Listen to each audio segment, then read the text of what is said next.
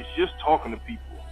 You know what I'm saying? It's conversations, and I'm good at that. I have a natural gift from God to be able to communicate with people and relate to people. And I learned so much from talking to people.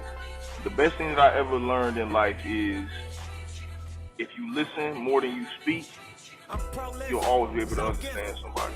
And one thing that I learned is that we are much more alike than we are different. We just make that more complicated. We have a very special guest with us today. Y'all know him as Swoope. To me, he's family. We call him Spot around this way. But before we really get into into his story, I still want to kind of give not only Alan a little bit backdrop, but the people a little bit of history of reason why I'm doing this podcast again. It's called the Live Your Purpose podcast, and the reason I'm starting is because I feel like the stage that I'm in my life, being a husband, hopefully be a father very soon, and just doing things with intention. I feel like I'm truthfully living my purpose, and that's what kind of purpose signifies to me, is doing things with intention, providing a lot of service, stepping outside of yourself. And I feel like in providing this podcast is giving me the opportunity to do just that. So that's what living your purpose is to me. And through these interviews and these conversations, we hope to dive into other people's stories and what they consider purpose to be. So again, you got Alan Swoope in the building, man. Thank you for joining us, brother. My government. Absolutely, man. You feel me? I hope I ain't got no warrants man. So rap already. Hey, man, we gonna keep it truthful, man. You know what I'm saying? We know you're a big deal out there, man. We gonna keep it, we gonna keep it how we do it, man. Listen, no one can ever use that for family. Family. Y'all can't call me that. I would take that. Mm-hmm. So again, man, what I've been kind of telling you a little bit of backstory how I wanted to do it, man. I want to do a real deep dive, man, into the man behind the music, man. You feel me? We gonna do it real intimate, but we gonna keep it cool, man. Yeah. So let's start at the beginning. First and foremost, before we even get into that, man, how are you? I know you just came off the EPAW concert. Yeah. I know you've been home for the last few weeks. We just kind of got done talking about that. How are you? How you feeling? How's everything going? I'm ready to get to work. Okay. Like coming home, I'm from Akron. Mm-hmm. I live in Atlanta now. Coming home is always invigorating. Like being around, like just seeing the streets that you grew up on and the nostalgia that happens, and then visiting family while you're here and things like that. But as we just discussed, I'm ready to go home because I'm ready to get back to work. Like home always gives me something to talk about. Mm-hmm. Almost a recalibration. Like Atlanta's fast, Atlanta's Black Hollywood. Atlanta is very easy to get caught up in. And home is always like, hey, this is who you are. Yeah. You know what I'm saying? So having that recalibration every summer, every winter, since we've moved is always like reinvigorating for me. So I'm ready to get back to work. Okay. Yeah. All right, smooth. So again, man, we want to start at the beginning. You just kind of touched on it a little bit. You are born and raised here in the city, in Akron. And the way that I do these interviews and these conversations, man, I really want to do a little bit of research on the individuals. Call my mom. I did. I called Mom Dukes, man. I put her on the spot. I think she was caught off at first, and she like, man, I don't know what this dude is about to ask me. But she was very cool, very transparent, very open, so I appreciate her. Shout out to Mom, for that. So yeah, man, we want to, touch on the beginning a little bit. What were some of your earliest memories that you can remember, just kind of being a little dude, being here in the city, growing up in the 90s, going to Irma Jones, you know what I'm saying? What were some of those early memories for you, man, just being a young dude? Man, West Akron was family. Mm-hmm. Like, I grew up on Roslyn, and but I spent a lot of time on Wildwood with my aunt. So we spent a lot of time at Mr. Pantry. Mm-hmm. And it was just like, I don't go to school with none of y'all, I don't know y'all, but you feel like family, right? You know what I'm saying? So that was a big part of my upbringing on West Akron. But East Akron actually made me who I am. Though I grew up on the west side, I spent most of my time at Arlington, mm-hmm. on East Akron, excuse me. So One of my sisters lived on Lucy Street. One of my homeboys lived right around the corner on Arden. So it was like very, not Arden, Joy, excuse me. It was very close. Everything was close and felt like family. And East Akron made me realize, like, you're something. You matter. You have value. You have worth, and you're nothing like anybody else. Not in a superior or inferior manner. It's like you're different a little bit. And I'm glad I was in a setting that encouraged that rather than like fumbled it and didn't know what to do with it. Even what you talked about, like coming off of the Yeepaw week, it was like, man, sitting with the kids this week. I'll explain this as I say it. It's a lot of weird kids in that program. Yeah. And I was one of the weird kids. You see yourself a little bit. Yeah. And I'm like doubly encouraged because I know that y'all find a home here in this program. And Yeepaw was birthed out of my church on the east side. So like the East Akron really, I went to school over there, I went to church over there, most of my friends lived over there, really made me who I am. Gave me a sense of like confidence before I knew what self-confidence was. Like, you know, young whippersnapper, I took it as arrogance. Like, oh, yeah, I'm so-and-so. I play keys and da-da-da. But as I grew, it was like, oh, y'all were instilling confidence. And I was a little too immature to handle it at the time. And I've been all over the world, and Akron, Ohio is like untouchable. Facts. It's untouchable. Facts.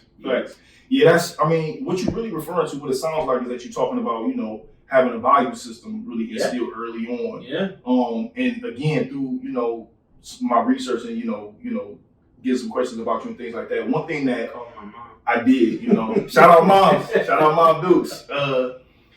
One thing that, you know, was very much evident was that, you know, Alan is very, you know, sure of himself, always has been. He's always been a generous kid, you know, a generous person, but very much sure of himself and confident in himself. And to hear that was a message that you had so early, I was very much, you know, I was impressed by that, you know, because again, as you said, you know, you've seen some kids this past weekend, you're like, oh, I know what that looks like. I know what that feels like. I do the same thing, you know, in my day-to-day work, working with kids, and I'm like, yo, I remember being the quiet kid, you know what I'm saying? But at the same time, when the jokes started flying, I could go with the best of them real quick. You know what I'm saying? So I could see myself in a lot of those kids as well. So it's actually very cool to, you know, hear you talk about your value system. One thing that's, you know, interesting about your story is that, you know, both your parents were, you know, in ministry. And I want to kind of touch on that, you know, later on. But I'm sure that very much played a part into your upbringing and the self-confidence that you referred to as well. Oh, no question. Because aside from the like religious factor that comes along with ministry, you got to show up. So it's like, not only am I learning how to serve people, not only am I learning how to worship the Lord, not only am I learning liturgy, but I'm learning hard work as well. Like, you have to show up to work as the pastor, as the youth pastor. My mom was the choir director, then the youth pastor, then the associate pastor, now the head pastor. It's like, you got to show up. My dad sang in the choir. He led the deaf ministry. He's teaching the church's school now. So I learned two sets of, as you said, value systems in one, in watching both of my parents in ministry, and didn't even know I was learning it, which was good for me because it wasn't like, man, let me study how to work hard. It was just like, this is what a man does to provide for his family. This is what anyone in ministry does. It's like, you show up on the hard days, and man, I've seen the other side of pastoring. You know what I'm saying? And it's another side. I'm learning that, you know, and so again, we grew up in the same city, and I'm sure, you know, in the past we came across each other and just didn't know it. But how me and you really got reconnected, you know, is through, you know, my wife. And again, it's how we call you Spot.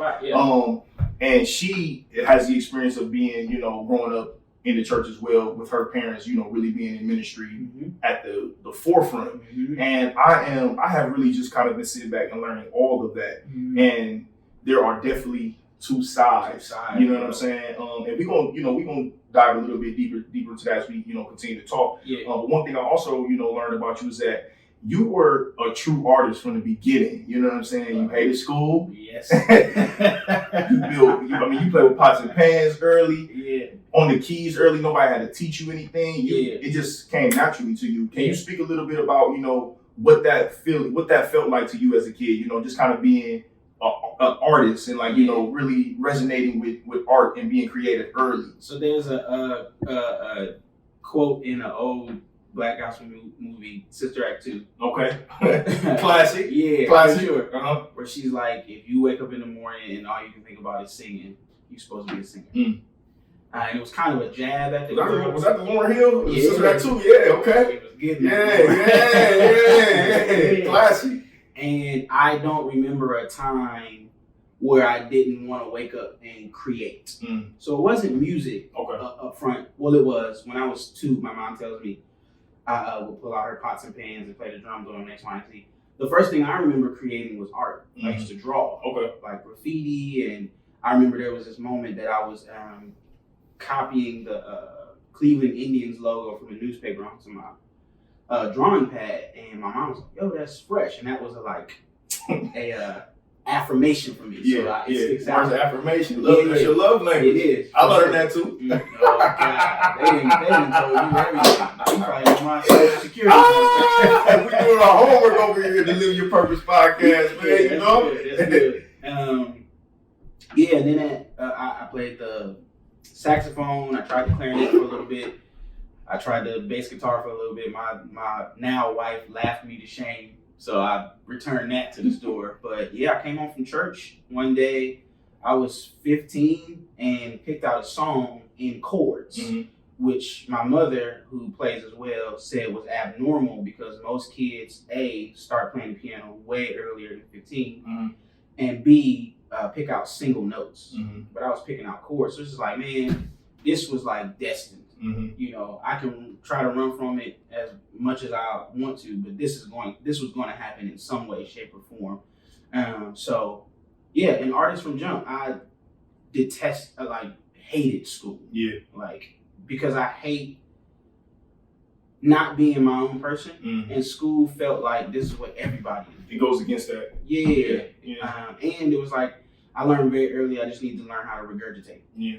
Like, I don't have to retain this information at all. I just need to be able to spit it back to you in a certain way. Right. So I was like a master test taker, but I literally slept all through high school. For real? Literally. Like, I went to Walsh for 2 years. I went to Copley for 2 years. Both. I would show up early to sleep in the library and then go to sleep in all my classes. Like, be awake enough to know when the test was coming, take the test, and be out. Like, your wife would tell you I was very to myself in school. Because I hated this. Yeah. I went to college on a full ride, like everything paid for, and slept the first semester, partied the second semester. And in between my second semester, which ended my first year, and my third semester, the beginning of my second year, I took a trip to Sweden. My mother was there to play a jazz gig, and I remember sitting in this smoky club in Sweden, all these white people, and I'm thinking to myself, I'm never going back to school. Yeah. How old were you? 2004, I was, let's see, my math is terrible. I'll make beats. 2004, I was 18. Okay. Yeah, so it really just like, that's wonderful, man. So you really came upon, like you said, your destiny early, man. So like, do you remember having like early musical influences? Like did mom and pops play a lot of different music around the crib? Yeah. Like, was there anybody particularly that stood out to you early on that you like, okay, I want to do that? You know what I'm saying? Not I want to do that, but he's the guy. Okay. So I don't want to follow your footsteps, but you're the guy. Okay. Like, if I can take what you do and take the principles and apply them to something that I actually want to do, I'm going to win. And it was Herbie Hancock. Yeah. Still one of my favorite artists to this day. My mother introduced me to classical, jazz, and a whole lot of gospel. My dad is like R&B to the core. Okay. Like 70s R&B. Okay. All right. Grew up in Cincinnati, just like skate rinks every night. Yeah, different time. Yeah. So a lot of that sort of music, and then Herbie was the guy that Herbie is a painter. Okay. He's not really gonna solo. Herbie Hancock is a famous jazz pianist. He's not gonna solo you to death, he's gonna stay within these like 2 octaves and paint this picture. And before I understood chords and theory and things like that, I could see the picture. Yeah. So that's what I mean by the principles. Yeah. It's like I know I don't want to be a jazz pianist at 16, 17, whenever I got introduced to it. But man, you're telling a story, which is what I'm doing now. Like I try to use my music to tell some sort of story, and I learned that from him and another gentleman that I'll speak on, I'm sure, later on. But Herbie was the first guy I remember being like, When you were learning these things, did you know that the people that you're describing were entrepreneurs? Did you know that like they were just working for themselves? Did you have any idea about any of that? No clue. Yeah. Like my Mount Rushmore is Herbie Hancock, D'Angelo, Brandy, Kanye West, Claude Debussy. My dude D Cole running the video for, he's a Brandy fanatic. Yeah. Anytime him and my wife get around, they're gonna bring up Brandy and Monica and like kill me on this Brandy. It's ridiculous. That's not even a conversation. I mean, it's ridiculous. I mean, I'm a Brandy fan, but relax. Yeah. Relax. Yeah. But I started to cut you off, but go ahead. What I learned as I started studying these people is a few of them were entrepreneurs, but what all of them have in common is everything had to change after them. So the status quo of hip hop had to change after Kanye. Yeah. The status quo of R&B had to change after D'Angelo, to the extent that they created a whole new genre to fit him. Yeah. The status quo of the way R&B backgrounds and song structures. When Brandy's third album came, it was like, this has to change. And the list goes on and on and on and on. And me being I'm sure my wife spoke about this, 4 on the Enneagram, I'm an individual. So it's like, I want to be my own person to the extent that anything that comes after me has to shift. Yeah. Not to say that I was better, but just that I added something to the pot that wasn't there before. So as I look back, I didn't know a lot about those artists when I was young, but it was like, man, it's just like deep calls to deep. Birds of a feather flock together. I'm attracted to the people that are doing the things that I want to do. Yeah. Which is be their own person, make their own music to the extent that things have to shift after them. Yeah. Yeah, that's cool, man. Tell me about Copley High School. We both went to Copley at different times. And it's funny because, again, once we really, started to get cool and really got close, we started talking about Copley, and we both had different experiences. Yes. But it's interesting because as I've gotten older, I've been able to reflect on some things, in my times at Copley. And I'm like, yo, that was some bullshit when I was in there. You know what I'm saying? There was a lot of, underlying racism going on in there. And I was an athlete, tall, light-skinned dude. So I really got, I got treated well, so to speak, but there was a lot of undertones and things like that going on that, like, as I got older and I kind of got, raised my consciousness, I was able to really, understand what was really going on. Yeah. And I want to know from your point of view, like, what did that play to any part, why your experience there was just not that good? Or was it just the fact that, like, school just ain't for me? School was not for me. Okay. That was the biggest thing, no question. But I was in a shell at Copley, and I didn't know this was one of the reasons because of how racist my years at Walsh were. Walsh was like going to school in the 50s. Yeah. Because it was an all-girls school that transitioned to an all-boys school. Okay. Then they let black people in. And I'm probably, Steve and Rodney Yates were probably about 20 years. So I'm probably like 30 years into, we just let black people into the school. Oh, yeah. It's fresh. That's super fresh. Yeah. All sorts of niggers, all sorts of like stuff like that. And by the time I got to Copley, I started high school a year young. Okay. By the time I got to Copley, it was just like, let me just retreat into my shell. My life exists outside of this school. Yeah. At my church with my friends on the west side, X, Y, and Z. So I'm actually okay coming, sleeping, being quiet, blah, blah, blah, blah, blah. But my friend Sullivan, he was more of a cool guy. Rest in peace. Yeah, rest in peace to Sully. Yeah, he was more of a cool guy. Alicia Love, and a few of them. There was more of the crew, and I could see like there is a very clear separation, Right. in the way that y'all/we are treated, and the way Prom King. So That's a fact. It's That's a fact. clear. Yeah. As you said, Yeah. as you grow, it's like, oh, y'all was racist. Yeah. You can see it now, but at the time, I grew up in a black bubble, no question. Mm-hmm. You know, so it was just like, this is interesting. It's not what I just came from, which was very clearly that, Mm-hmm. but there was definitely a separation. I don't know that I could completely blame my shell on Copley itself, or Right. more so than self-preservation coming out of Walsh. Okay. Like, I basically got kicked out of Walsh. Yeah. My parents pulled me out before they could kick me out. Yeah. But I got into some stuff with a couple other white kids that were suspended, Mm-hmm. and they were like, well, he got to go. Yeah. You know, and it was like, that's not cool. And I went into self-preservation at Copley. Yeah. And for those who don't know, Copley is a school. It's in the suburbs of Akron. Yeah. It's like 15, 20 minutes away. I mean, don't get me wrong. I had some pretty good experiences at Copley. I met some lifelong friends there. But again, man, as I began to get older, and I'll always say this, as I raised my consciousness, Mm-hmm. you know, I was able to really put a finger on what was really going on. Yeah. And like, you know, I can't even remember the exact year, but like 4 or 5 years after, you know, I had graduated from Copley, they had sent a black mother to jail, you know, for, you know, allowing her kids to Zip code. Yeah, they were doing the thing. Like a lot of us did it. I did it too. You know, you're living out of the school district or whatnot, and they find you living outside the district. Yeah. They kick you out. And this lady, she was allowing her kids to live with her father, who lived in the school district. When they caught her, they sent her to jail. I can't remember the exact amount of time or whatnot.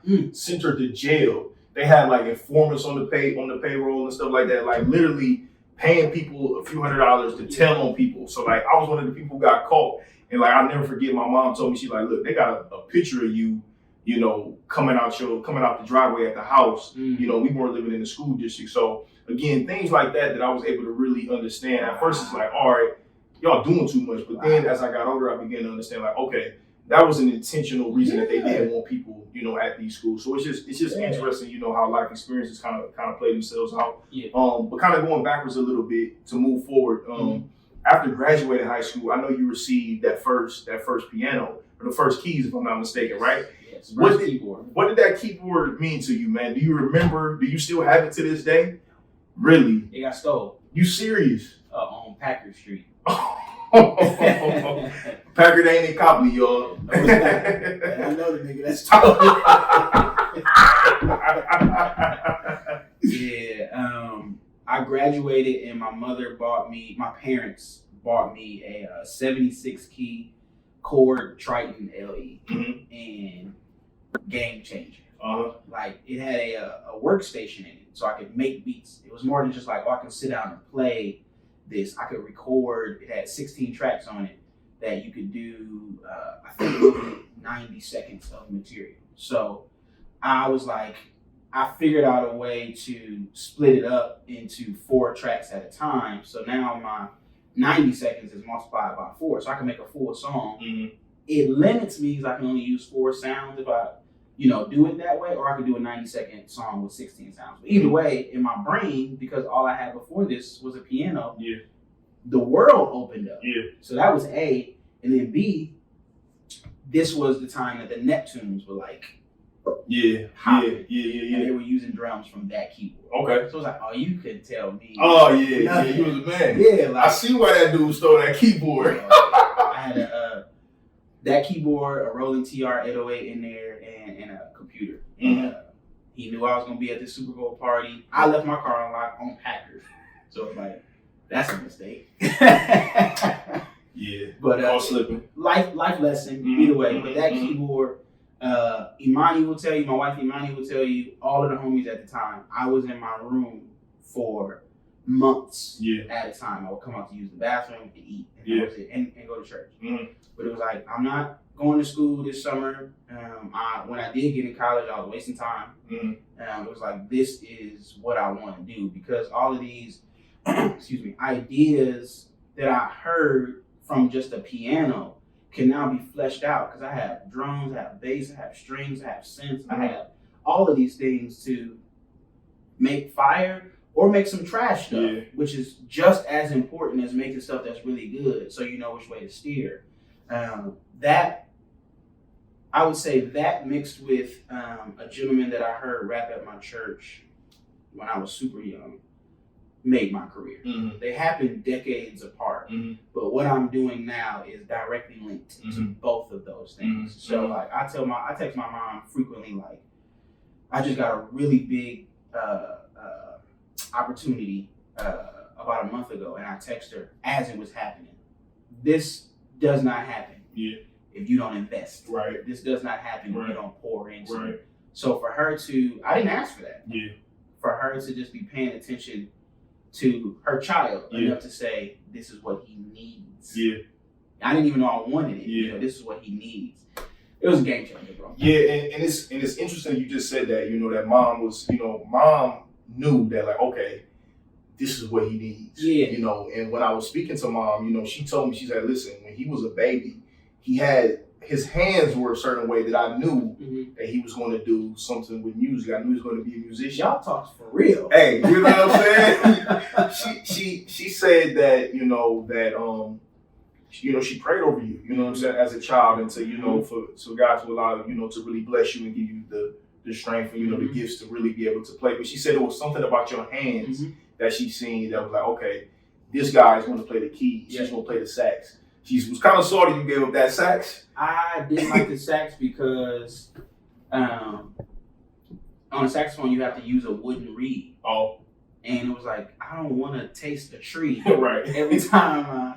And from what I don't remember that time in life vividly, but from what I heard, I was pretty good at it. Yeah. But it was just like, even today, it's like, man, if I'm not passionate about it, I'm wasting my time to try to invest in it. Even if I am good at it. Yeah, that's interesting, man, because look, when I was in the 6th grade in music class, man, I remember trying to play a recorder, I was trash. So the music bug did not hit me by any stretch. So like I have a firm respect for musicians, because it's not only is it a skill set, but the ones who do it well, it's too much spiritual components in that, man. There's a real life God-given gift to be able to do that well. So I have a real, respect, for artistry and, for not just music, but art as a whole. Yeah.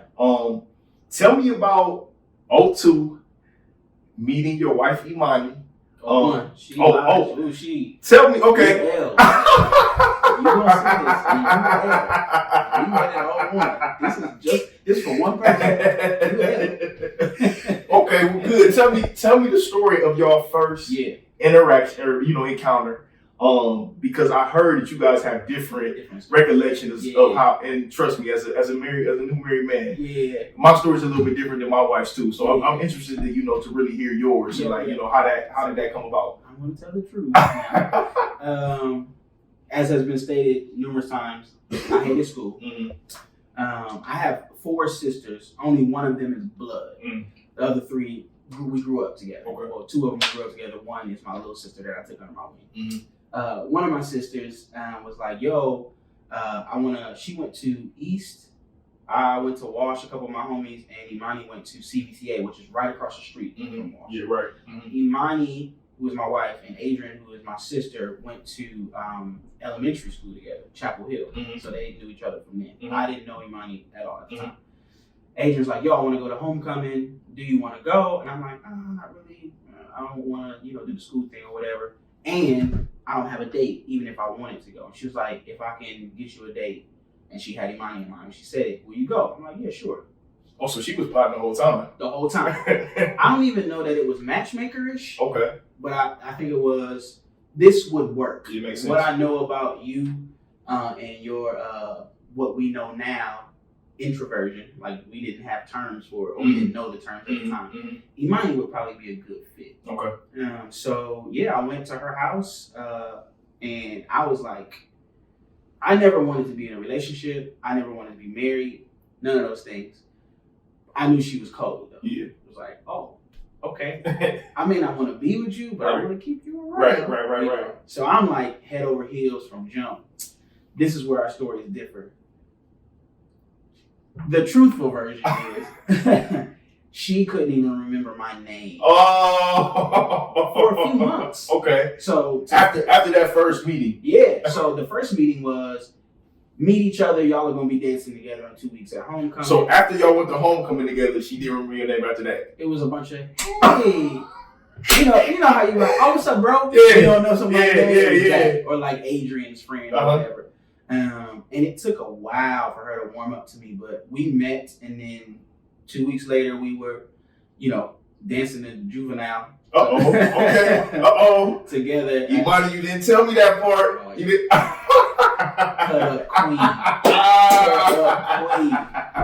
Cut up queen. They took me to, cause I'm the church kid. They took me to the Boot. Oh, the Boot School Saloon. Yeah. Oh, I was going to Boot School Saloon with a 6X white tee, was dry, come out that bad boy, it be leaking wet. Bruh. Soap. Yeah, man. I don't know who the young lady is. God bless you. I was sexually assaulted that night. The Boot. A lot of that was going on in the Boot. So yeah, you wasn't the only one, man. You weren't the only one. But we hung out for a while, and that was 01. And then probably about a year in, it was like, this is more than just a friendship. Like, she started to like me. I started to consider being in a relationship with her. But it took, after I graduated, not only did my parents get me the keyboard, but they sent me on a trip to California with two of my best friends who were living out there at the time, which was a just mind-blowing trip for me to see Black men doing well, doing music.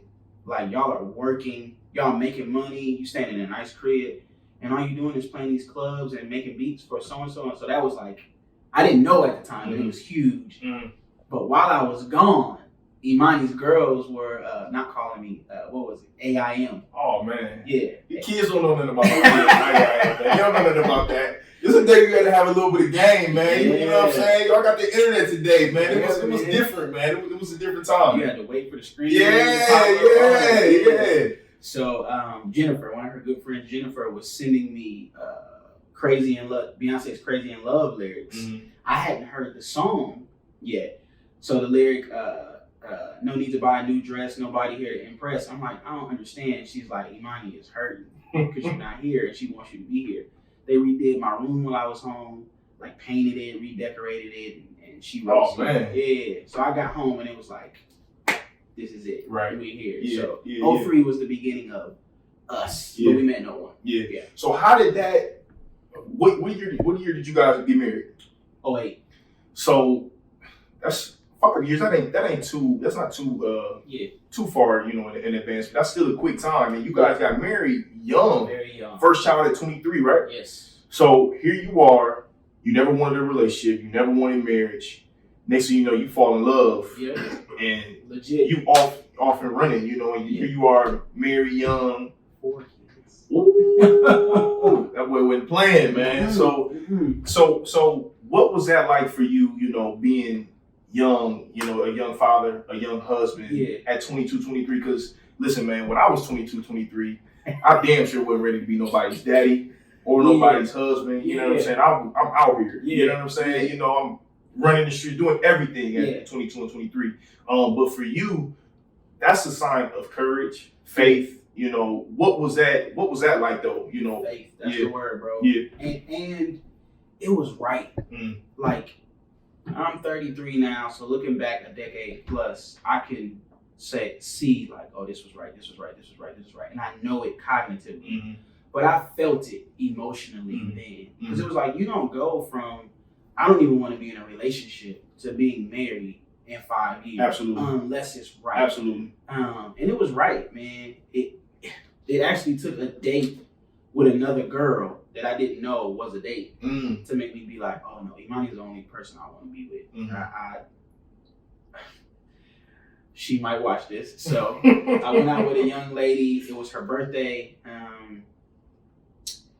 We went to school together, good friends or whatever. She's like, man, let's go see Adam Sandler's Click. Okay. 2006. Okay.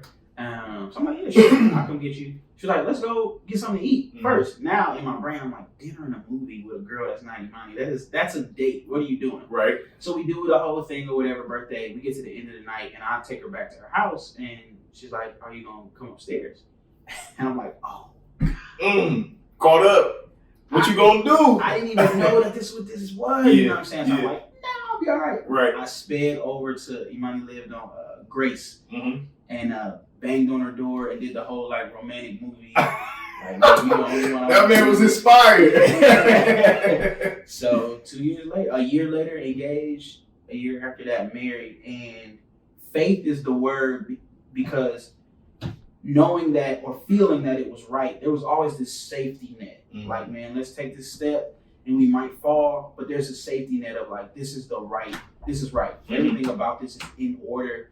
Everything about this is divine. Everything about this is destined. So of course we're gonna have some slip ups because we're human. Like that's gonna happen. But the safety net of like, yo, this is the person for you. Yeah. It's God ordained. There was that safety net under there. So there was a lot of faith steps that we're still taking now, but we're taking them with, almost 11 years, under the belt of like, well, we know not to do that anymore. Yeah. So it was just right, bro. Yeah, I can relate to that sentiment. Yeah. To knowing that it's right and knowing that I can't even really explain it. It's just that, man, it feels right, emotionally it feels right, in my mind.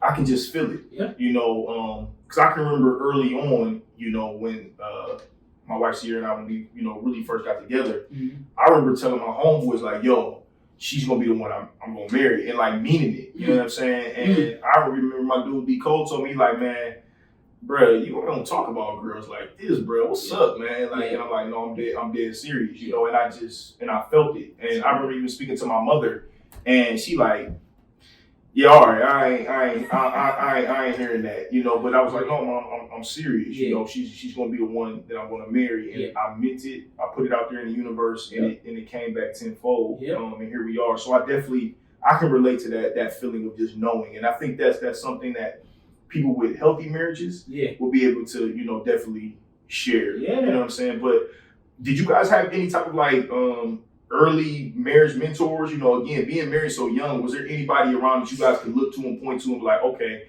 let's do this? Because I know one of my good friends, him and his wife were married very young, like 25, but they were the first to be married out of a lot of our group. And so when you first to jump out there out of a group of friends, early 20s rather, everybody don't, bro, especially as dudes, you know what I'm saying, as guys they don't really understand the sacrifice and what it means to really be married.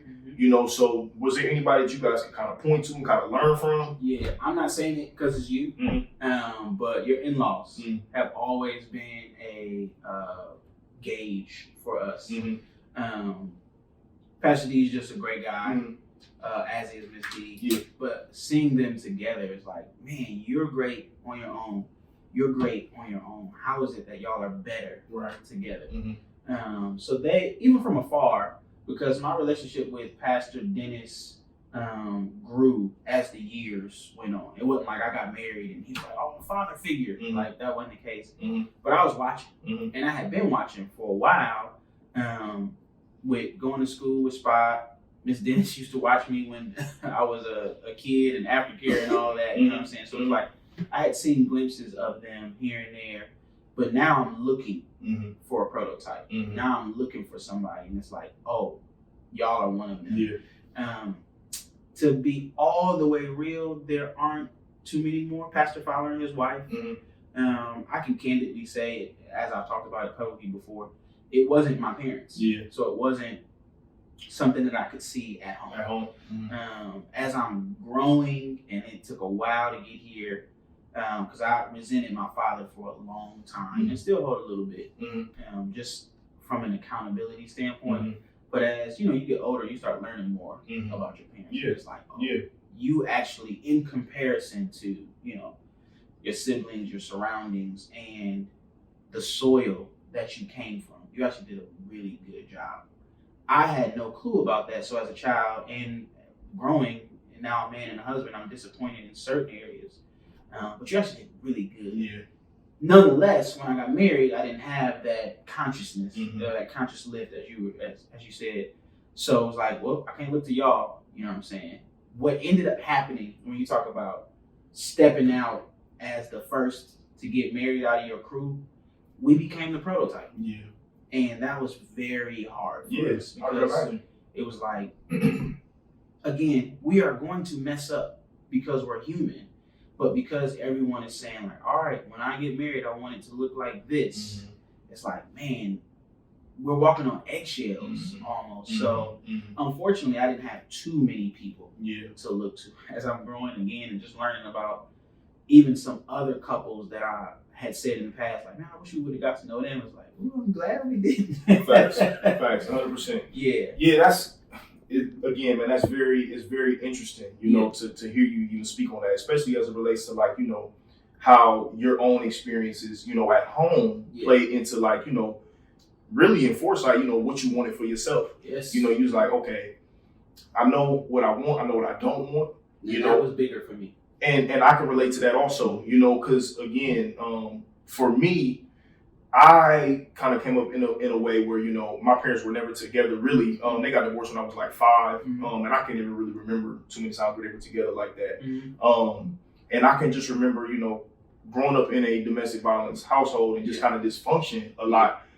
I always remember seeing things like, yo, I don't want to do that. You know what I'm saying? And you touched on it also. It's like, you know, what that ended up happening for me was, you know, I had a lot of resentment and a lot of, you know, hurt feelings towards my mother because of that.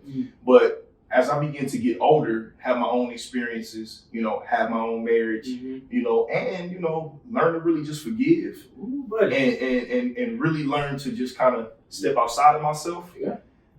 Man, I can't judge her. You know what I'm saying? And because I'm able to empathize, you know, much more than judge. So it's cool to hear you say that, because these are the type of things that, like, I don't think people really talk about enough. It's so easy to do this.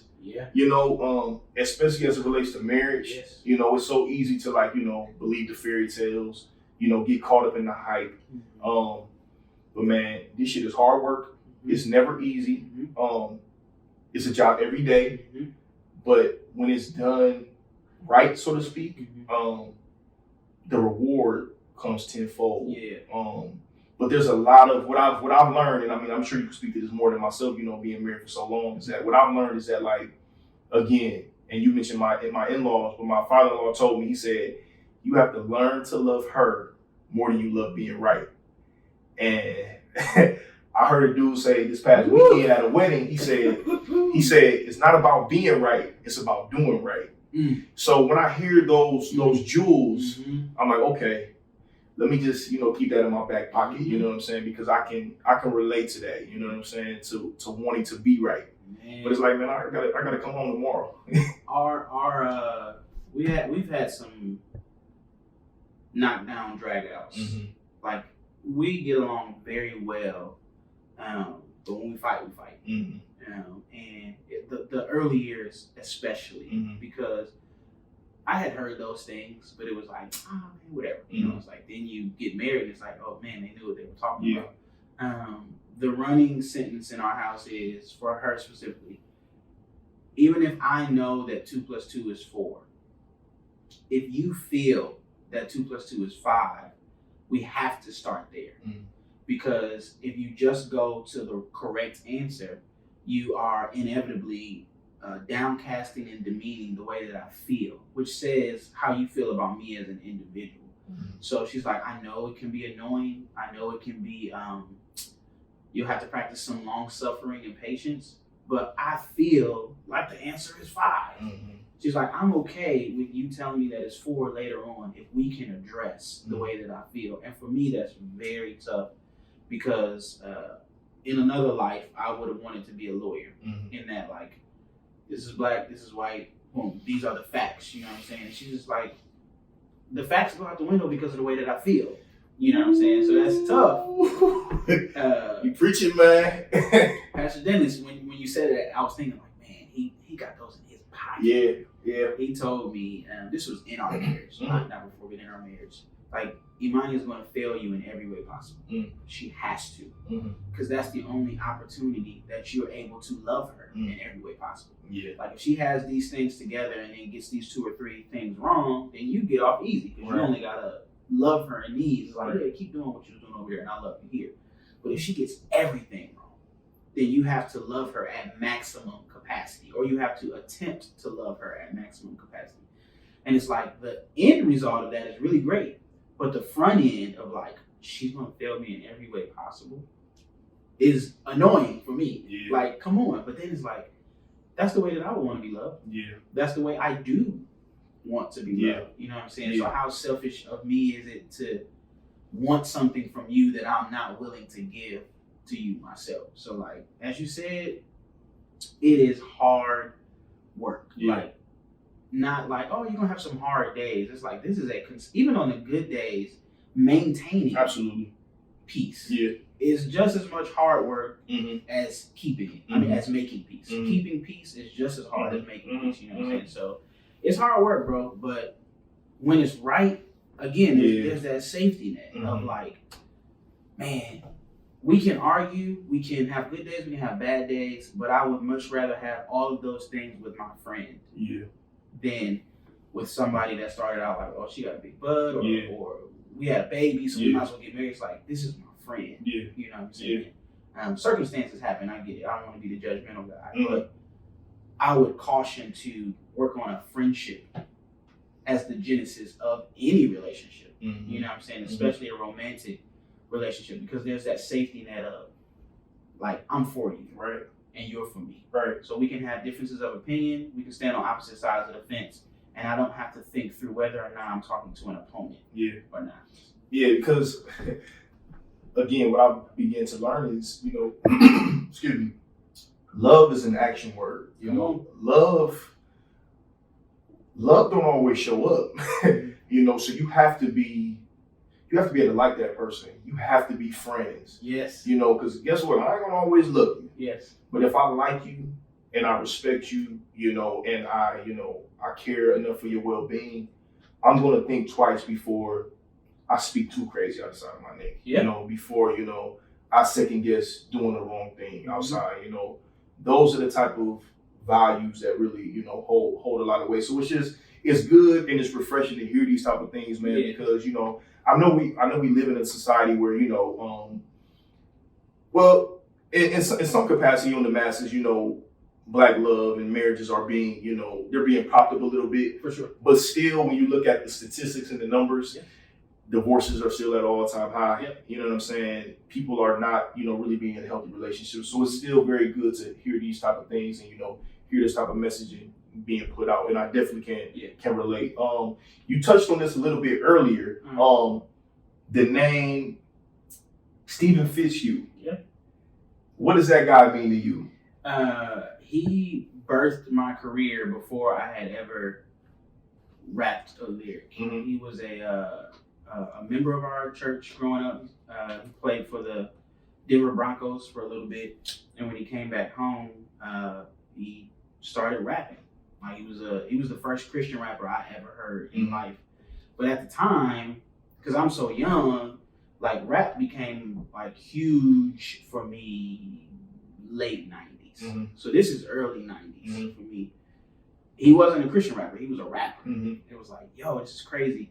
And his forte was storytelling. And it's just like, oh, there's a theme being weaved through the artists that I enjoy. You know, I talked about Herbie painting pictures, and Steve was a storyteller.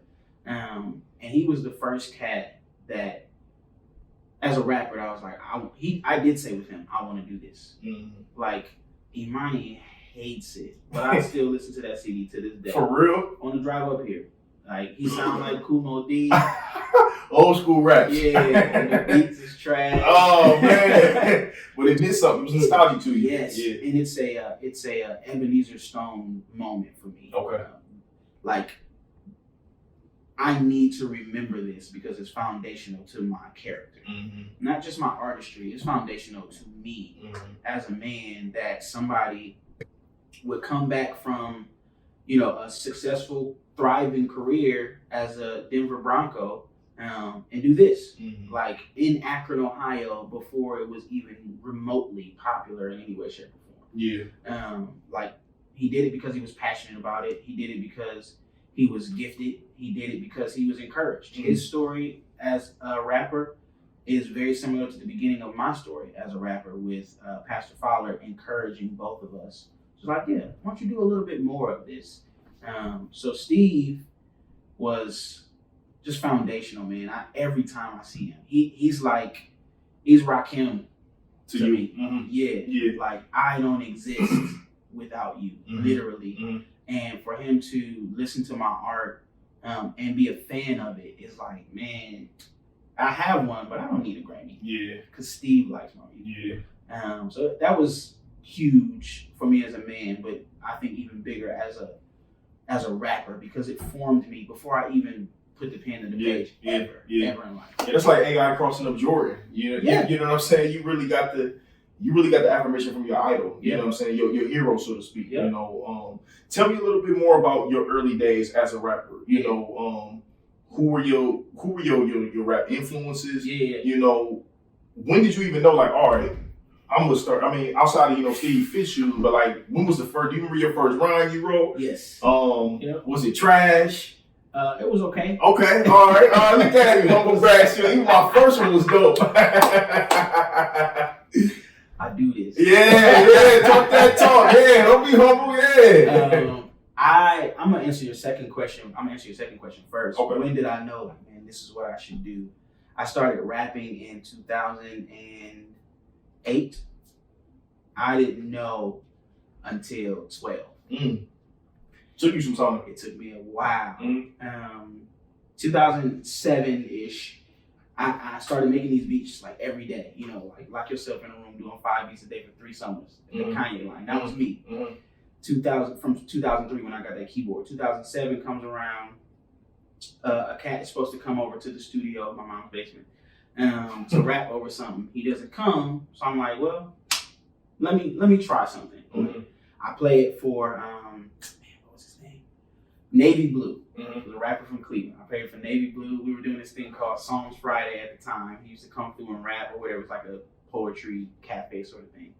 So I'm like, well, let me play it for him and see what he thinks, because I enjoy his art. He's like, oh, this is kind of fresh. Then I played it for, the homies. Pastor Fowler was one. And he was like, I don't know if the rapping is good, but I can tell you that the content is par excellent. You should do a few more of these. That song ended up being a song on my first album called The Real Problem. And do a few more of these turned into my first album. And it literally was just a hobby for me. Like, Pastor Fowler said it was cool. People seem to enjoy it. I'll do this, and then I'm gonna go back to playing it. Pastor Dennis gets a hold of it, loves it. He loved music. And they're having a back to school night at his church, and they're bringing in The Truth, who at the time was one of my favorite Christian rappers. And he was like, "Swoope, you should open up." And I'm like, "No, I don't think so." And he's like, "No, you should. I really think that you should open up." Me opening up for Truth loved it so much that he said that night, "I'm leaving in the morning. Can you come to my hotel room before I get on my plane?" And I'm like, "Yeah, sure. Like, you want mine? Of course." Like, I can tell all the homies, like, "Hey, guess where I'm going?" And he's like, "Man, you're next." And I'm like, "Get out of here. Like, this is just it's dope. a hobby. Like, I just did this for my passion." He's like, "No, you next." Like, I haven't felt safe giving my baton to anybody. I just met you yesterday, and I know that I can give it to you. Wow. And he put me on a feature on his album, The Big Picture, that came out the next year, and everything steamrolled from there. So you just mentioned it. The first album wasn't the Zoo. I thought Zoo was first. The Zoo was first. Okay. Yeah, The Real Problem is on the Zoo. Okay. That's the name of the song. Okay. The album is called The Zoo. The song is called The Real Problem. Okay. I created The Zoo first, and then I put out, what was that mixtape called? Air. After that. Just as a, like, people seem to enjoy this, let me keep going. And then I got signed. So what were your early experiences of building building and doing music here Yeah. at home, you know, because again, I know, you know, you ended up moving to Atlanta, you know. Yeah. What were some of your experiences here? Like, did people resonate to you? Did they, you know, did they support? Yeah. What were your feelings, you know, because, I mean, we don't have like no huge rap scene here like that. Sure. We in the Midwest, we in Ohio, you know, so it's not that big. No question. You know, so, but what were your experiences? It was kind of a branch off of what I was already doing as a musician. Mm-hmm. So I was I was basically rapping at the places that I had already been playing. Mm-hmm. So college nights where the gospel choir was singing, or back to school nights with Pastor D, or stuff at my church. I just ended up rapping at those things as well. So it was kind of a cheat code almost, because y'all already know me, you already love me. And now I'm giving you something new that you can attach to all of the previous experiences that you've had with me. But out of that, you never know who's in the crowd. Mm-hmm. You know what I'm saying? So it's like 80% of y'all are my family, but I don't know who's here. Mm-hmm. So the way that I got signed was a domino effect of my CD being passed with people that I didn't know that were at these homegrown shows. Mm-hmm. You know what I'm saying? Yeah. And it ended up in my first record deal's hands. Okay. So the experiences were it was family. Mm-hmm. It wasn't like I had to go, you know, do some 8 Mile open mic type stuff. Right. It was like, man, Swoope already gonna be here because he playing the praise and worship team. Right. This Christian hip hop thing is kind of bubbling a little bit. Mm-hmm. McCrae just started turning over. Mm-hmm. And I'm like, yeah, it'd be cool to have a rapper. I heard Swoope was doing some stuff, you know what I'm saying? It wasn't really proactively supportive the way that Pastor Dennis was. Okay. Pastor Dennis was proactively supportive. Yeah. Like, do this because I know you're good. Most people were like, yeah, he raps. Mm-hmm. Yeah, go ahead and do it. So it's just family. Yeah. So how did the move to Atlanta then come about? Yeah. Down the line, how did that come about then? The move to Atlanta, music has been a plus there, but we did not move for music. Okay. We moved for community. Okay. I said to my wife, we moved in 15, and I said to my wife probably a year or so before that, and this is not prescriptive for everybody in Akron, Ohio. This was for the Swoope family. Mm-hmm. And I've had to learn to give that disclaimer first, because when I used to tell this story, I found out through back channels and the grapevine that people thought I was trying to say that I was better than them. Mm-hmm. And that's not what I'm trying to say. But for the Swoope family, I said to Imani, I can see the ceiling already. Mm-hmm. I can see the ceiling in 30, 40 years. This is probably going to happen in my career, and then it'll fizzle out. I'm going to end up working here. The kids will go to school here. They'll probably marry out of this pool of friends. We'll have grandchildren and move out to this neighborhood. We'll retire and then die. Yeah. And for us, again, just for my family, it's like, no. Yeah. No. You want something different? Yeah. Yeah. I will not live a safe life. Yeah. I just can't do it. So the move to Atlanta was for a church plant that my homie was doing, starting, but then also to get around like-minded people. Mm-hmm. Like our friend group at the time, for the most part, not all of them.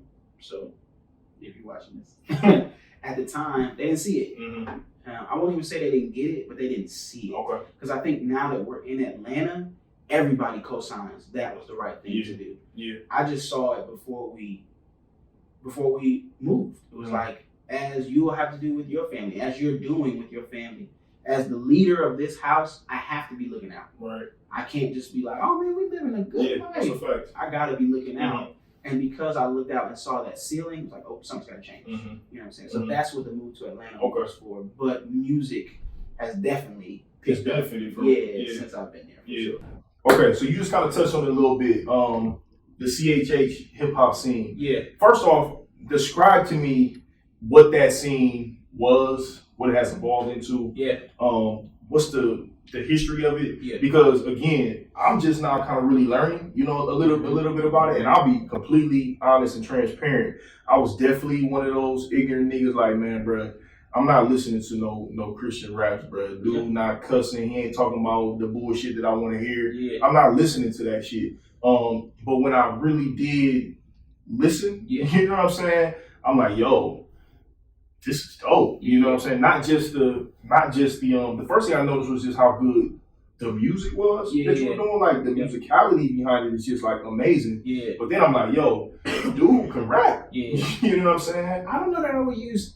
You said I was one of the ignorant niggas. I don't know that I would use the word ignorant because I am a part of Christian hip hop, and Christian hip hop was primarily and now even is on a lower scale corny because people are like, it's like you go to Apollo and if you sing His Eyes on the Sparrow, they're not gonna boo you.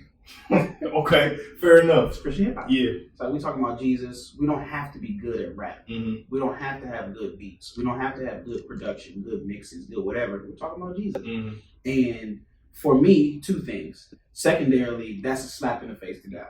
Like the scripture start with, in the beginning, God created. So before he establishes himself as anything, he establishes himself as a creator. So it's like, if we're creating, why would we dumb it down in his name? Yeah. That's dumb. Yeah. But first, my teachers were not Christian hip hop rappers. My teachers were Kanye, Outkast, Lupe, Common, Nas, Eminem, Jay-Z. Those were my teachers. So it was like, when I came in, I was like, 2004 College Dropout came out, and it was like audio soul food for me, where it was like, it was just different. Classic, for sure. Then I started rapping, a few years later, but I had been studying College Dropout, I had been studying The Blueprint, I had been studying the Marshall Mathers EP, Food and Liquor, and Cool, all of these things, and I love Jesus, and that's how I was birthed. I was not birthed out of Lecrae and The Truth and Cross Movement and X, Y, and Z. I revered them because as things started to happen, it's like, oh, you guys have been creating the path that I want to walk a little bit, but I'm not looking at y'all as rappers in any way, shape, or form. So Christian hip hop was corny, and I'm not shying away from that.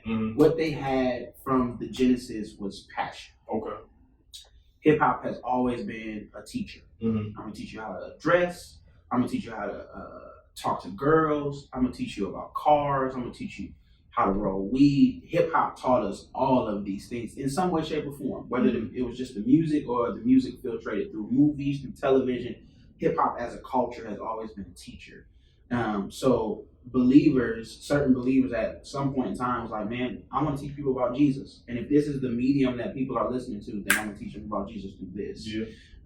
So it's always had passion. It evolved into a money machine to where the white people got a hold of it and it was like, oh yeah, we can pay you to check off my diversity box. You know what I'm saying? You come do your thing at my conference. I don't care nothing about you. I don't care nothing about your plight, your problems, your skin, your voice, nothing. Just come make my teens jump around for an hour. Right. And a lot of us, I'm not gonna throw anybody under the bus, but a lot of us, myself included, was like, I need that check. Yeah. You know what I'm saying? So it became a money machine for a few years. Yeah. And then there was this silence where people were putting out albums, but nobody cared. There was this silence, and I think we're just getting back to, yes, we still want to talk about Jesus, but the art matters. Absolutely.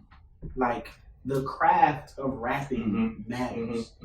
A, because it just does, but B, people are paying attention now. Right. Cradle won a few Grammys.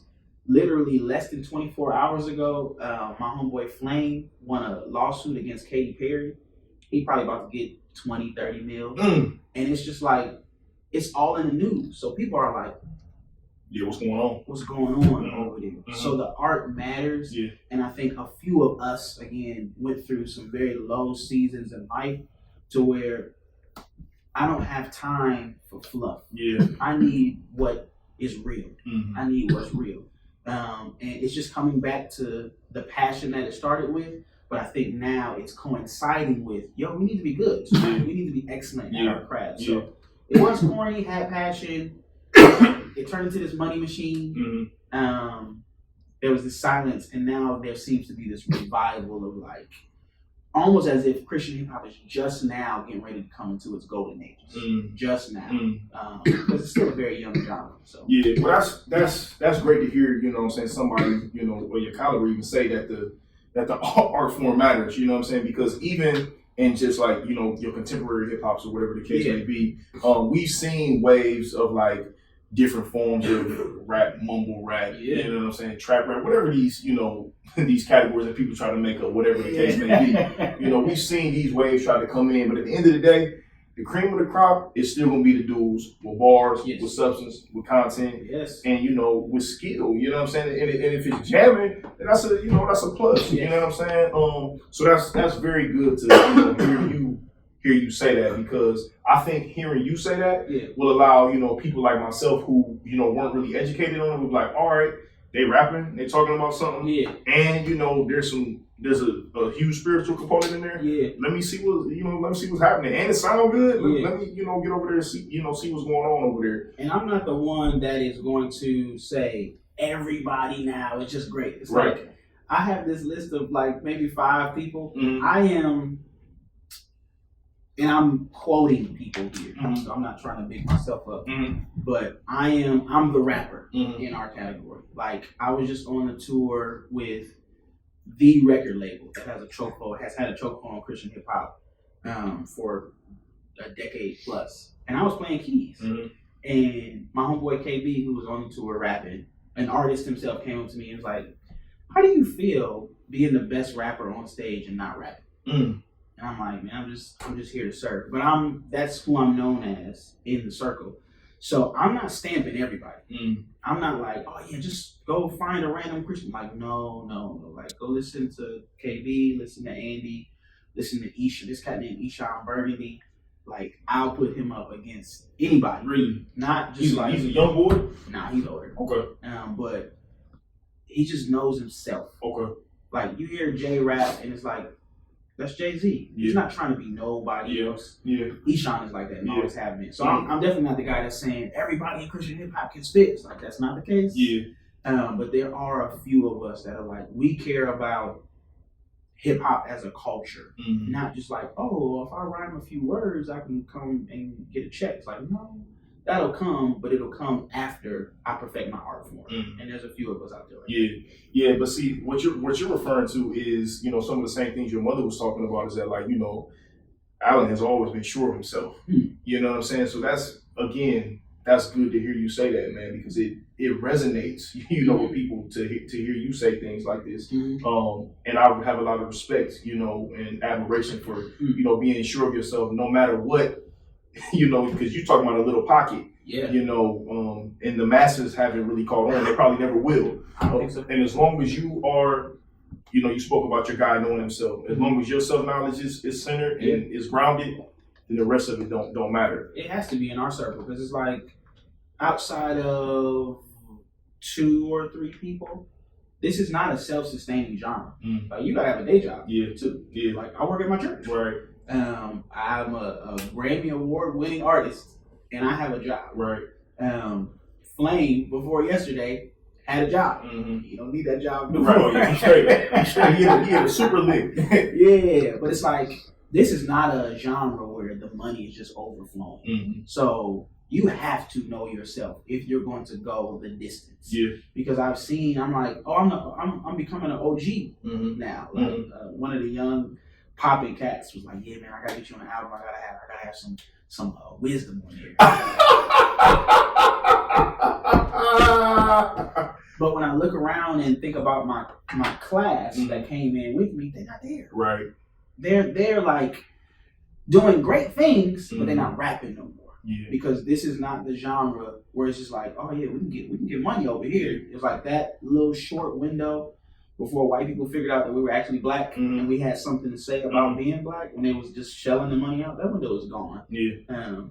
So you gotta know who you are to stay in this for a long time. So do you see it evolving into, you know, mainstream status? You know what I'm saying? Do you see it evolving, like, again, like the contemporary hip hops, where, you know, the money is going to be poured into it and it's going to be a bigger spotlight? Do you see it? Because, again, I didn't even know that there was like a huge white fan base, and I mean, obviously, you know, in order to sell in any type of form, your base is going to be majority, you know, white fans. So do you see it evolving into like a huge mainstream thing, especially with the internet being what it is, and you know, like cats like yourself or Lecrae or you know whoever? I'm conflicted on that answer because my immediate answer is no. Because now mainstream fans will have somebody like us. So you have a Chance who's talking about Jesus on his record. Or you have a Kanye who's doing church services that they're recording, which is going to end up being an album. So it's like, I already love Chance. I already love Kanye. And now they're giving me what I would have gotten only from this circle of rappers over here. What do I need y'all for? That would be my immediate answer as no. The yes is there have been some looks that have come. The opportunity I was telling you about with me earlier, I got a email that I thought was fake. It was too good to be true. This can't be real. And it turned out it was. And I was like, how did y'all find out about us? And it was like, oh, you just popped up on a playlist. So if it does, if the answer is yes, I don't think it's for a while. I think there will be small little like, this happened and then this happened. And that makes sense. But I think it'll be way down the road if it ever does. Tell me about the album Sienna, man. Or Cinema, excuse me. Sorry. By the way, that's my favorite album of yours. But that time period, what I've grown to learn is that's interesting. That's like a critically acclaimed album of yours. You know, a lot of your fans, well, it splits, it seems like. Yes. Some people love it and like really rock with it. And some people are like, nah, you missed me with that one. Tell me about that time period, because I know you were kind of like in a label dispute or something like that, you know, going back afterwards. But so I'll talk about the content of the album and then the professional side. The album is this story of me basically having an affair with this woman. That was birthed out of real life situations. I didn't have an affair, but I was like, I've been to coffee with you too many times. Our conversations are too late at night.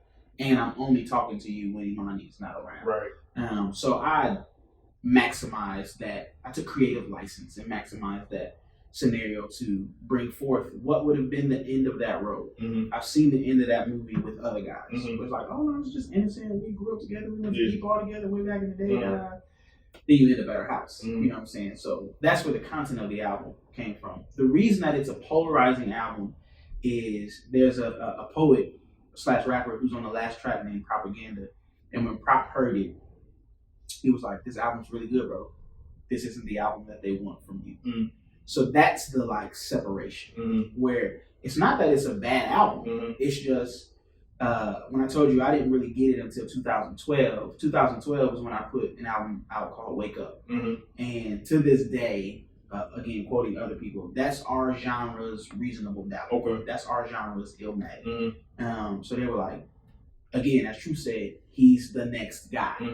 So a couple things happened behind the scenes that made Cinema different from what people were expecting to come from me. One, this is the money period that I was telling you about. So I'm touring with these guys and I'm seeing them do, you know, 5,000 to 7,000 member crowds.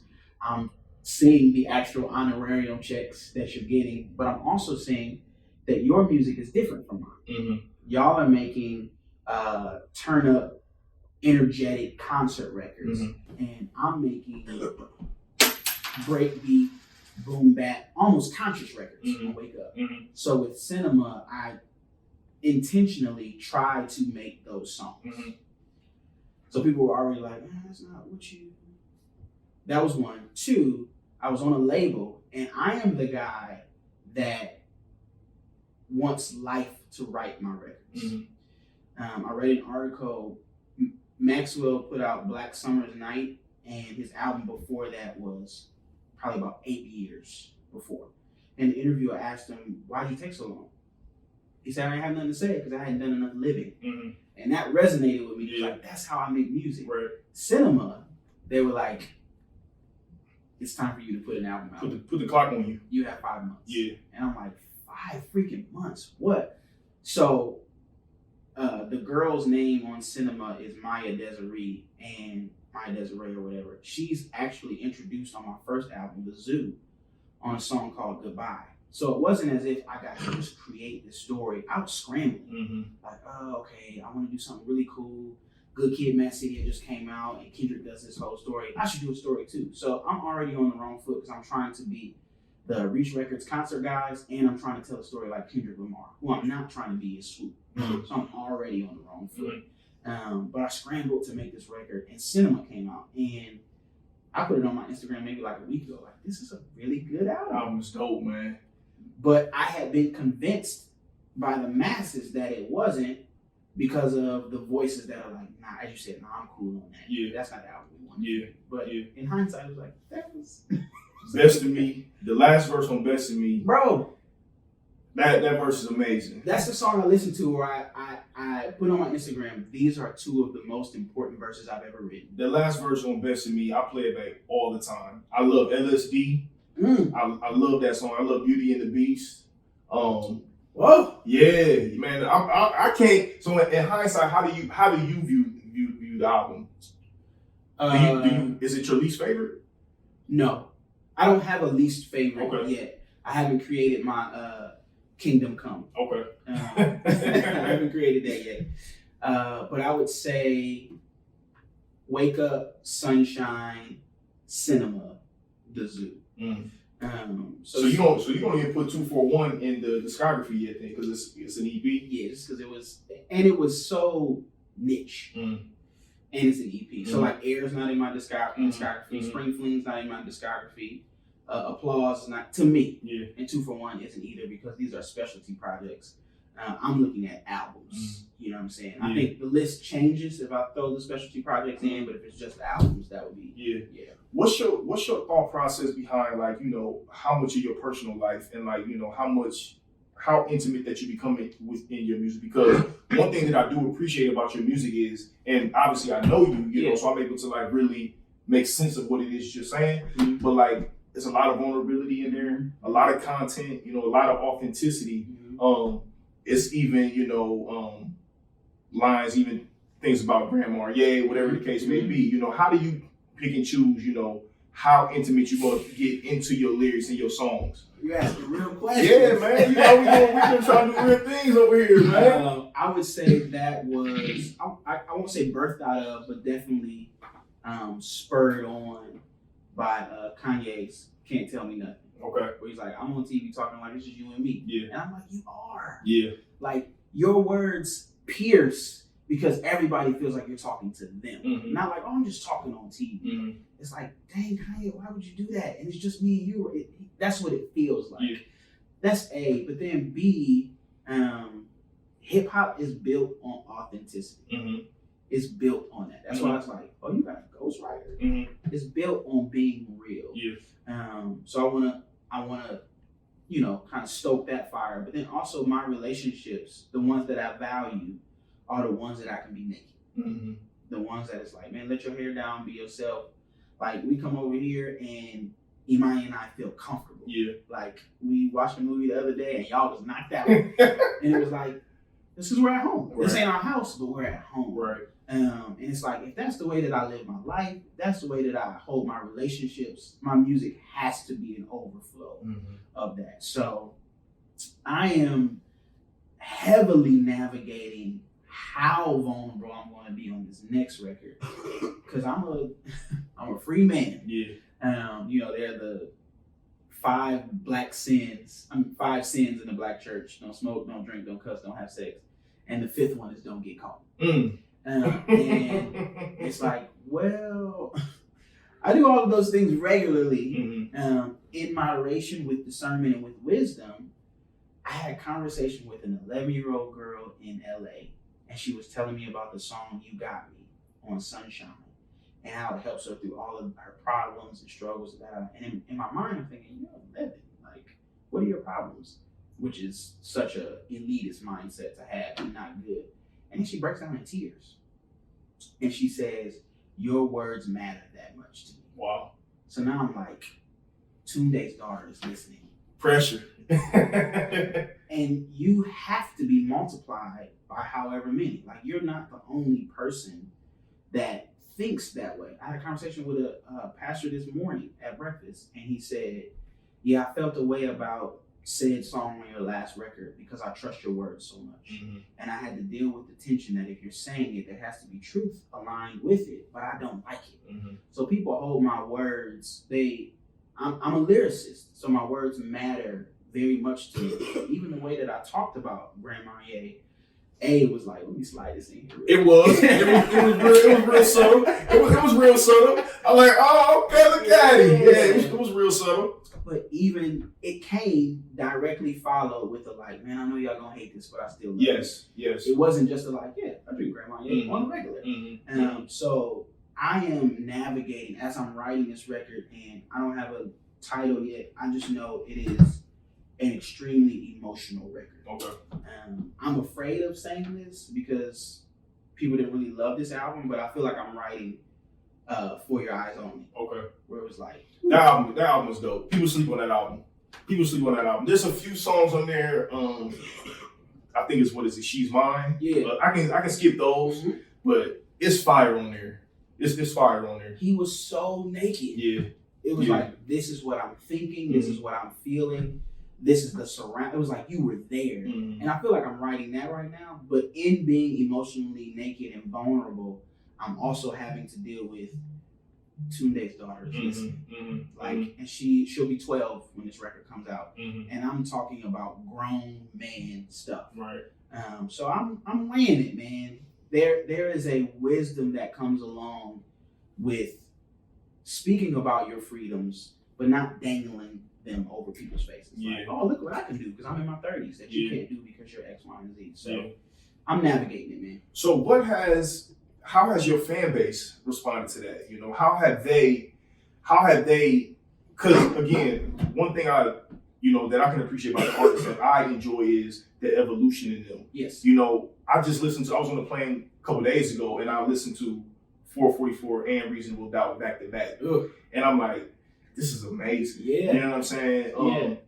There's still very much the street essence in there, even in 444, but the evolution of the vulnerability of, yo, I almost lost my marriage. And if my kids found out, you know, that's a different message, but the evolution I can really appreciate. So has your fan base been able to, evolve with you, or has it been, kind of like Cinema, where it's kind of been split? Yeah. So the aftermath of Cinema was I ended up splitting with my record label. And that also, not coincidentally, coincided with 2.5 years of unshakable depression. So I wasn't putting out music.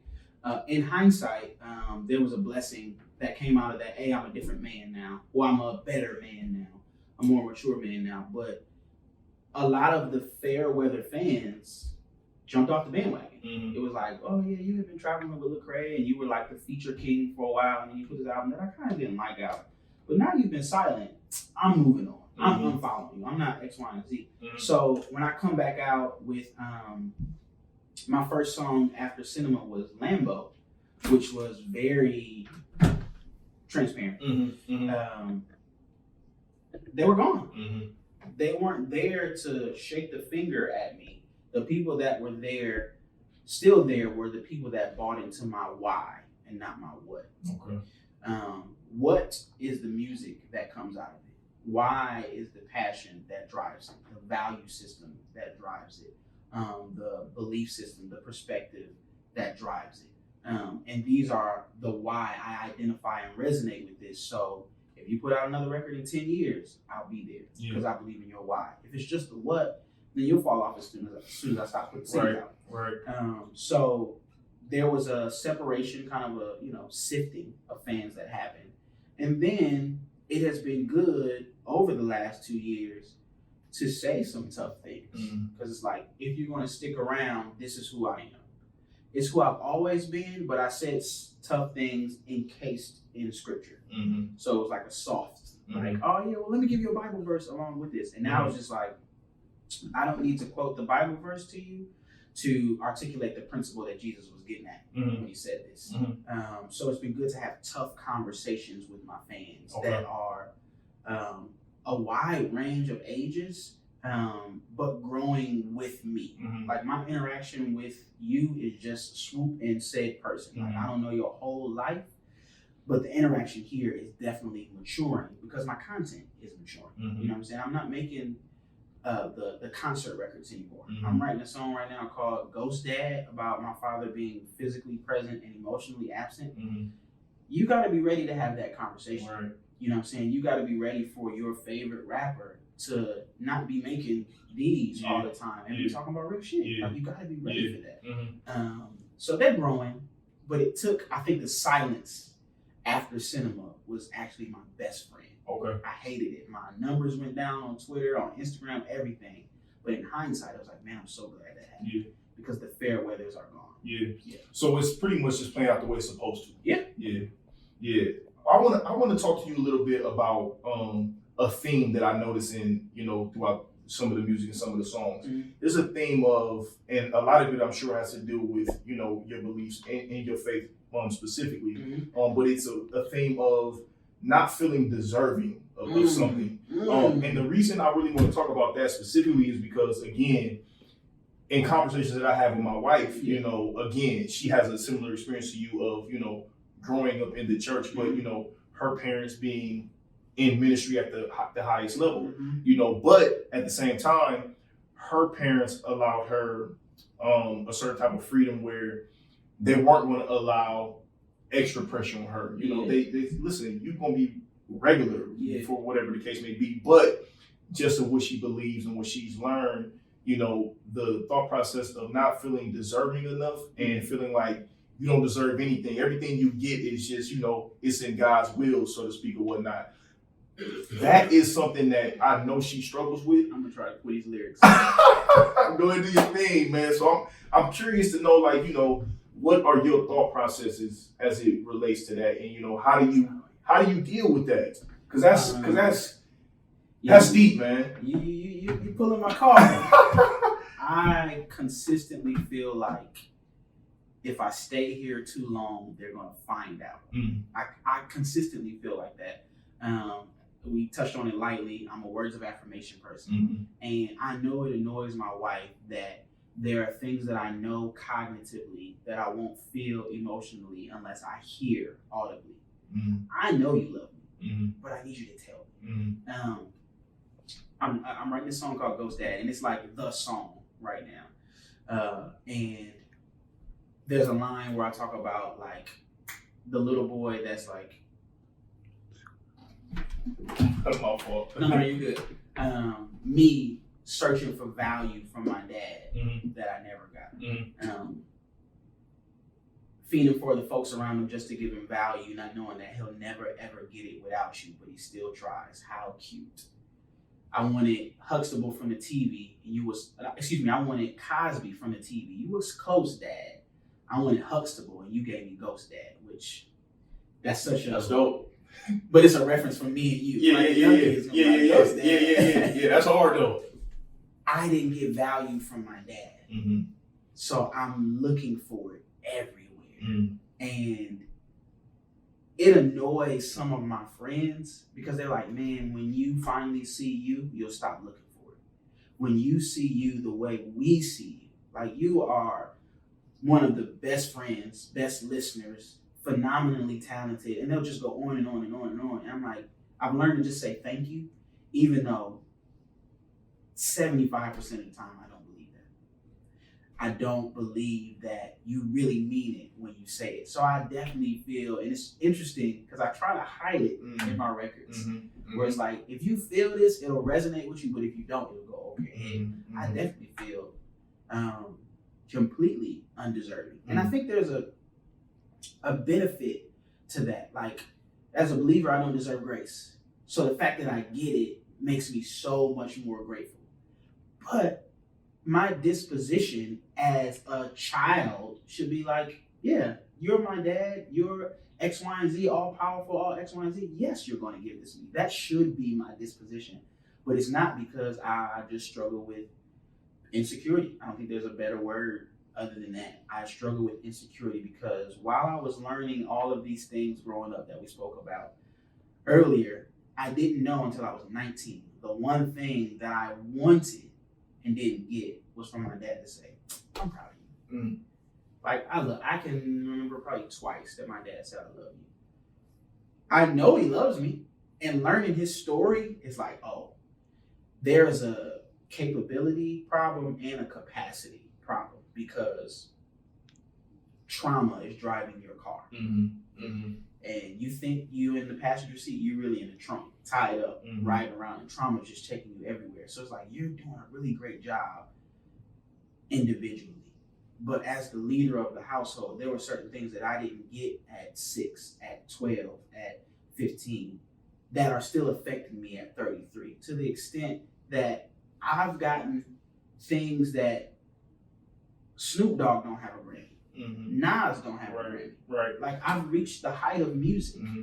I ain't rich, but the thing that most musicians work for, I've got one in my mom's living room, and I still don't feel good enough. So it's just like this tension of fighting to believe the things that God says about me, that my family, my friends says about me, versus the things that my own heart is telling me. So what you hear, you weren't supposed to hear, but it's there. Yeah. So first and foremost, thanks for sharing, because I mean, that's, again, man, I know that people can relate to that. Yeah. You know what I'm saying? And that's what art is supposed to do. You know what I'm saying? Artists are supposed to be free in order to provide service for other people. Yes. You know what I'm saying? Because just like the young lady who you spoke about, it could do so much, provide so much for them. Do you think that they're not deserving? Is it all connected to your experience with your father? Is there any of it connected to just the belief system as it relates to Christianity, so to speak? I don't think it's all connected to him because the blood is never 100% on one person's hand. Yeah. I think it plays into, like, there's some days I just find it really hard. I fight to believe that the hero died for the villain. I fight to believe that this perfect man took my place. Like, it's illogical. You know what I'm saying? And the scriptures speak to that. Like, this is not supposed to make sense because the Lord uses the foolish things to confound and confuse the wise. The people that think they got it all together. God's like, oh, I'm actually going to come as a baby. Right. And then I'm going to be perfect and then die for the imperfect. It's like, that doesn't make sense. So I could see how there's a tether there where it's like, man, this feels off to me. And it's so right at the same time. The tension of, I am not deserving of these things. And that I know for sure. I was your enemy. And you went out of your way to reconcile me to yourself, to become a friend. For what? Nothing that I did. That's illogical. You know what I'm saying? And a supreme measure of love that you don't see day to day. It's like, oh, you offended me. I'm right. I'm cutting you off. Right. You know what I'm saying? I'm done with that. Right. But like, I'm gonna forgive you, bro. Yeah. You're not deserving of this, but I'm gonna forgive you. Yeah. It's like, that don't make sense though. So I could see how there's a tether there. I haven't really dove deep into that. You know what I'm saying? But I could see that. Yeah.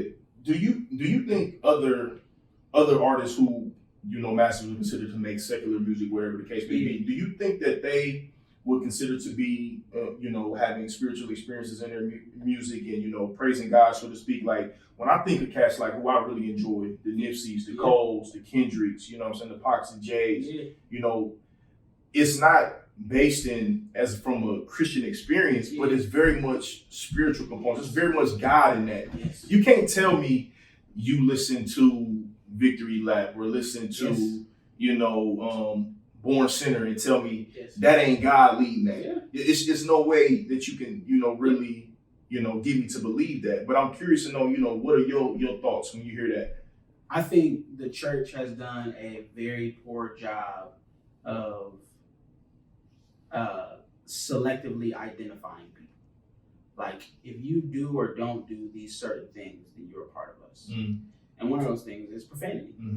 So it's like, man, I watched a Nipsey interview the other day, and he talks about creating music and how it's like this didn't exist before we created it, but we had a spiritual experience, pulled it down, and then released it. It's like, that's God, bro. Yeah.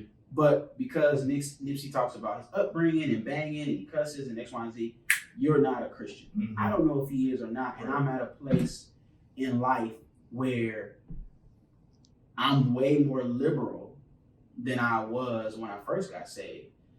I think if Alan in, 2001 is when I got saved, saw Alan in 2019, he'd say he's not a Christian. So I think the church has done a really bad job of, again, these are the big sins, and if you do those, you're out of here. And because of that, we've already disqualified that Cole can be led by God, that Chance can be led by God, that Pop, that whoever can be led by God, because we totally overlook the obvious God leading experiences that they've had that come through their music and only focus on like, oh, well, he banging, he X, Y, and Z. So no, none of this matters. It's like, as a believer, I either believe the Bible is true or it's not. And it's just, there's no gray area there for me. And the scriptures say that God reigns on the just and the unjust. So it's not my job to judge you, to put you in either one of those categories, but the Lord's over it all. Like, if I believe the Bible is true, Nipsey Hussle doesn't even exist. You know what I'm saying? So it's like, without God, excuse me. It's like, so if God created Nipsey, if God created Cole, if God created all of these, my favorite rappers, Lupe, Kanye, X, Y, and Z, who am I to say that he's also not aiding them and making their art? Absolutely. So yeah, that's again, that's refreshing to hear you say these things, because again, people, they have their stereotypes, they have their own ideologies, and people wouldn't even think that you would feel that way. You know what I'm saying? And I've even heard people, say ignorant things like, man, that secular music, it ain't no God in there. I can't. There's no praise in that. Yeah. And I'm like, you're not listening. You cutting it off. You're being judgmental. For lack of better words, you're not giving it a chance. And you're scared.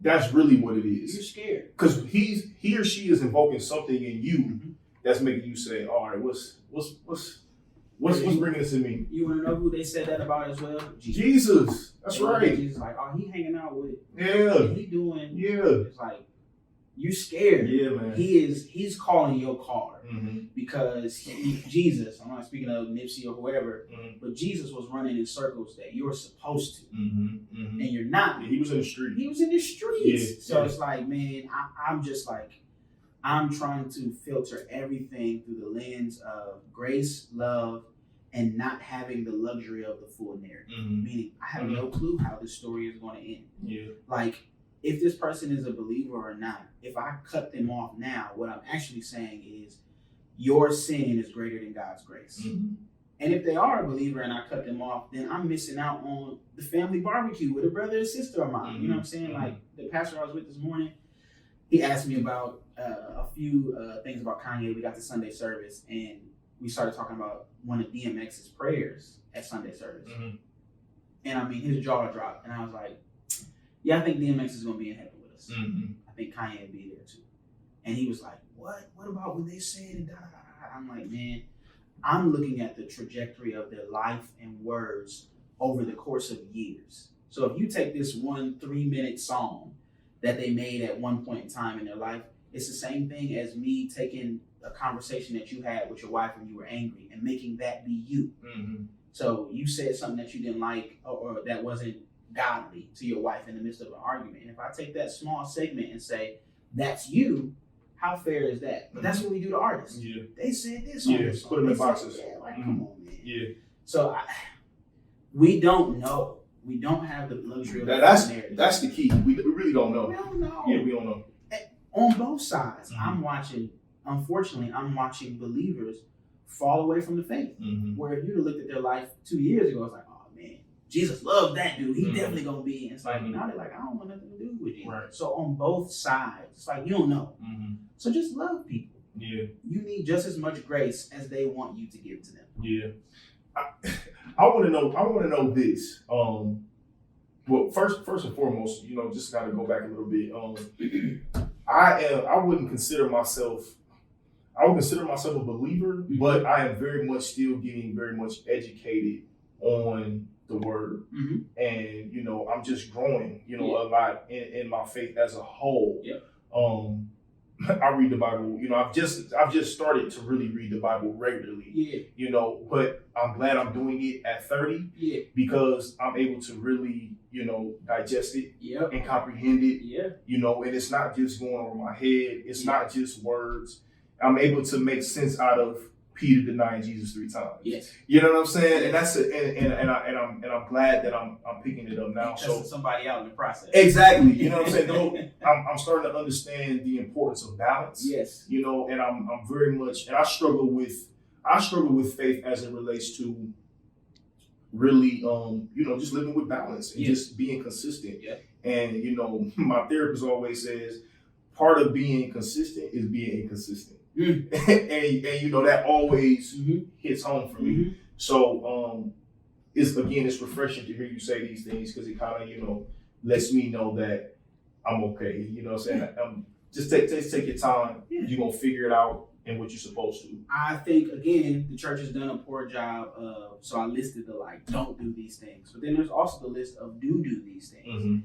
I got saved when I was 15. I'm 33, and I still feel the weight of, dang, I didn't read my Bible. I still feel that weight, and I just feel like God is looking at me like, for real? Like, God can't be that much of an asshole. Come on, man. He ain't tripping that hard. Yes, he can't be. Yes, he can't bro. be. It's like, he can't be.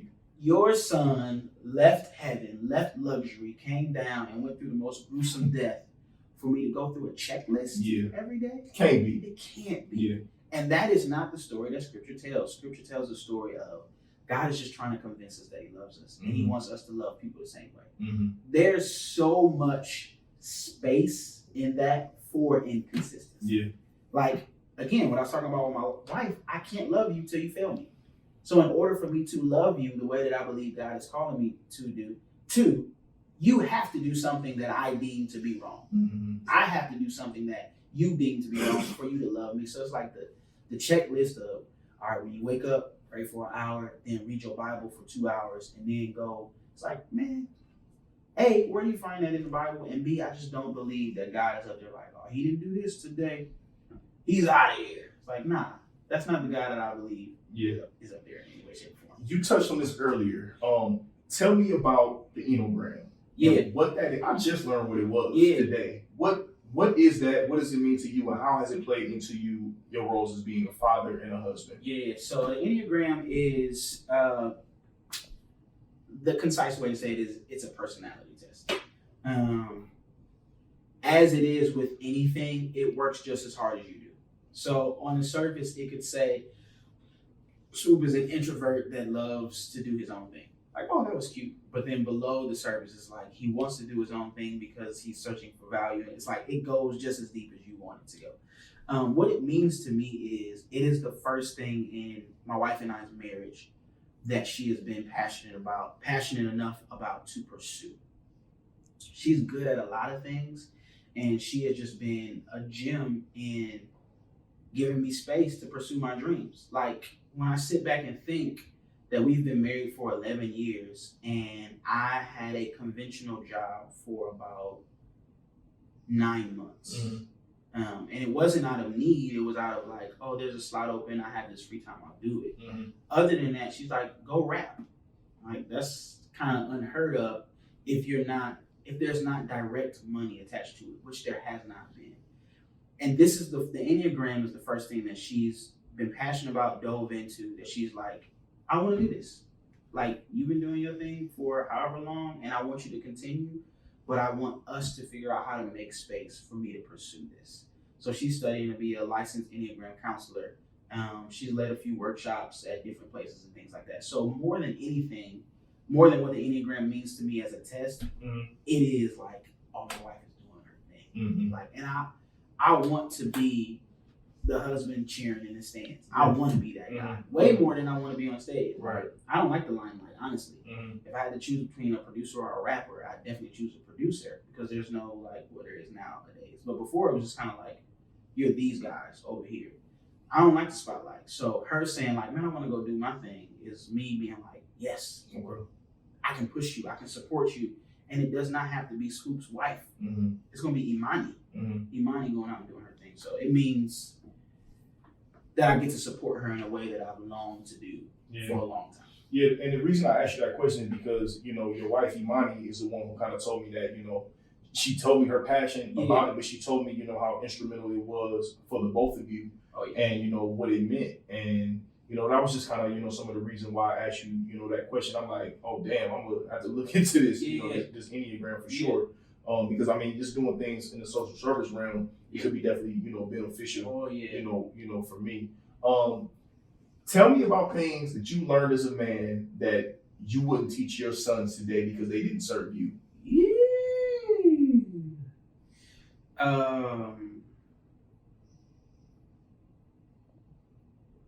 Karma. Yeah. Talk about it. Or reaping and sowing. If you want to be religious, whatever. As we spoke on, I didn't want to be in a relationship on the front end, like romantically with girls, but I had them around. Like, oh, he's a musician, he's kind of cute, da da da. And I just played with a lot of girls' hearts, like severely, just like dangling relationship in front of them. Get goosebumps. I know that feeling. And it came back hard when I got married. Where conversations that I was just not equipped to have because I was like, oh, that was just a college thing, whatever. That was just a high school thing, whatever. And you're holding on to this like you are deeply hurt. So that was a few individual scenarios, but I think I would teach them like it all comes back. Like treat people well because it comes back. And I just, as you said, it did not serve me. Like some of those there's one young lady that I'm still like, because I'm definitely not the guy that's like, get over it.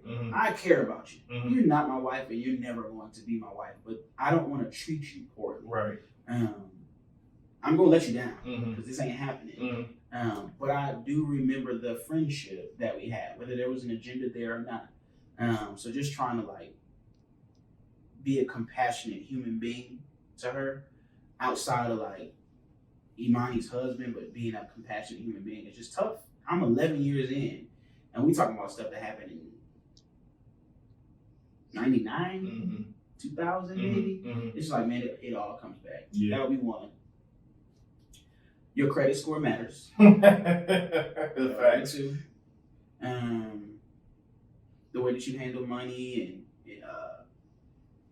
you know, paying bills on time and things like that. It's like repairing my credit has been a pain in the entire ass. Because it's like, it can go down like that. It can. But building it up, it just takes so much. And leading a family and wanting to provide my children with experiences, it's like, man, I wish I would have known this. I wish somebody would have told me this in detail. Not just like, save your money, son. But it's like, no, show me how the game works. Because I didn't even know I was screwing up, you know, until it was like, oh, we about to move, let's try to get a house.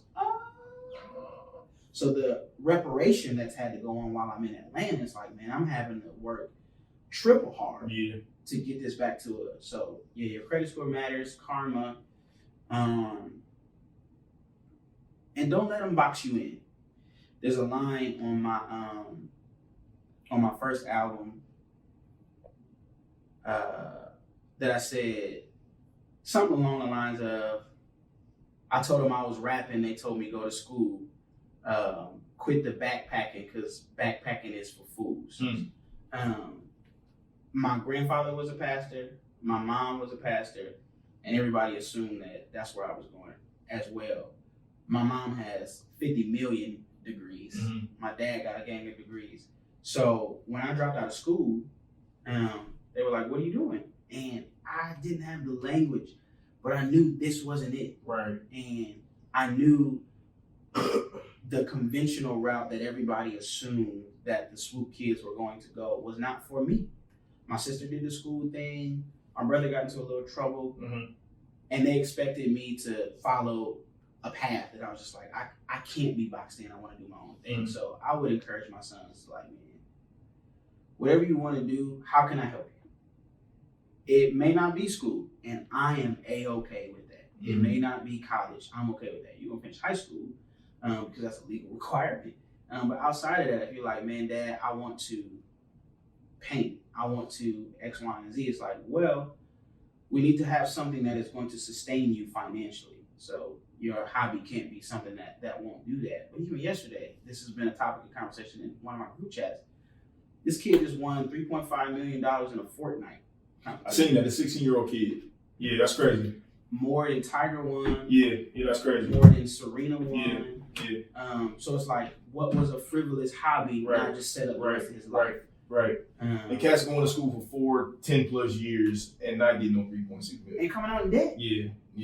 Coming out in debt. Yeah, the debt is the worst part. Confused. Yeah, the debt is the worst part. Because that debt catches up to you. The debt is what keeps you, it prevents you from being able to progress. Yes. It keeps you in the system, really. Yes. That's really what it does. Yeah. It's another way to, keep you just held back, the debt for sure. Yeah, so I would say don't let them box you in and pursue what you want to do responsibly. What you want to do is sell rocks, then I'm not, Right. But my career path was extremely non-conventional. And if at any point my mom would have said, you can't do this, I don't know where I'd be. There were numerous times, like when I came back from Sweden, and I didn't verbally say to her, I'm not going to school. I just wasn't getting up and going to school no more. Yeah. She said, all right, if you ain't going to school, she took me to the plaza where JCPenney and Steak and Shake and all of that is in Fairlawn. And she dropped me off and said, come back with a job. She's like, you can keep doing music. You're going to get a job if you ain't going to school. Right. So she supported me in this non-conventional path, and I would just do the same thing with my sons. Talk to me about, or tell me how you define purpose and how you're defined by purpose. What is purpose to you? Yeah.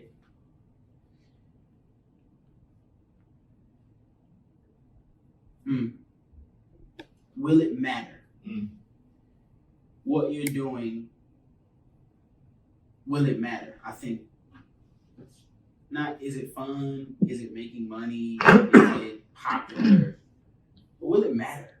Like, when I think about Tunde's daughter, like an 11-year-old, which still blows my mind, grasping these lofty concepts that I was rapping about to the extent of tears means that it mattered. So purpose is like, it can be so many different things.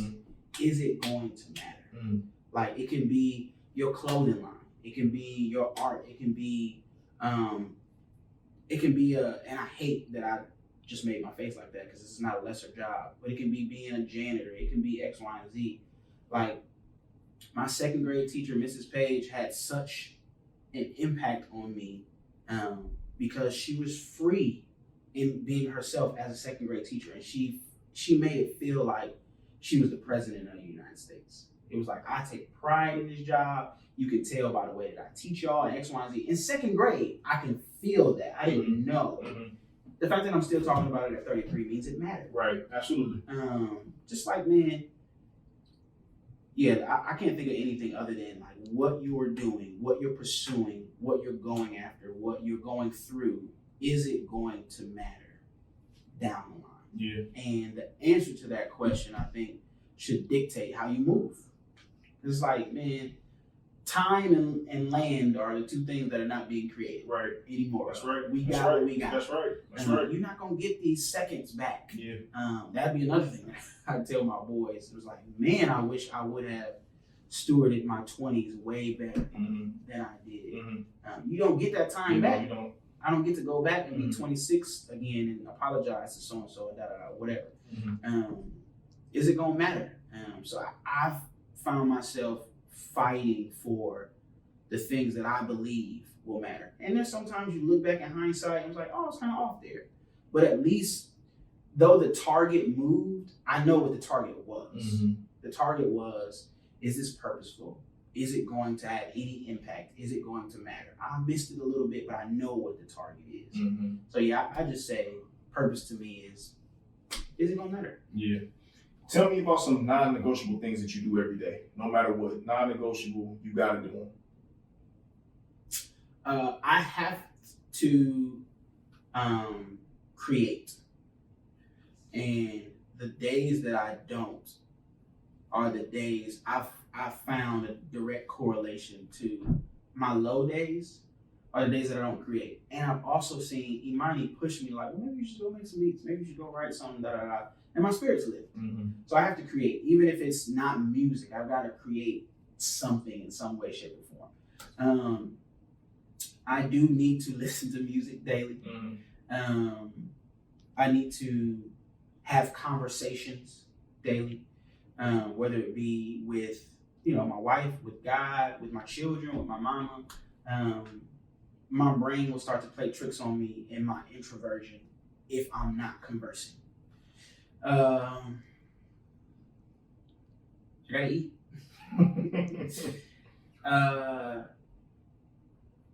Yeah, I think my non-negotiables are lofty. Like Okay. I desire to. I shouldn't say this is a non-negotiable. I desire to love and be loved every day. Okay. Not just frivolous interactions Mm-hmm. like this. Yeah. I feel the love. Mm-hmm. You know what I'm saying? Not just like, oh, well, let me go to this mixer real quick. And Yeah. it's like, nah, Mm-hmm. I need genuine human interaction Yeah. every day. And then just working towards my family's future.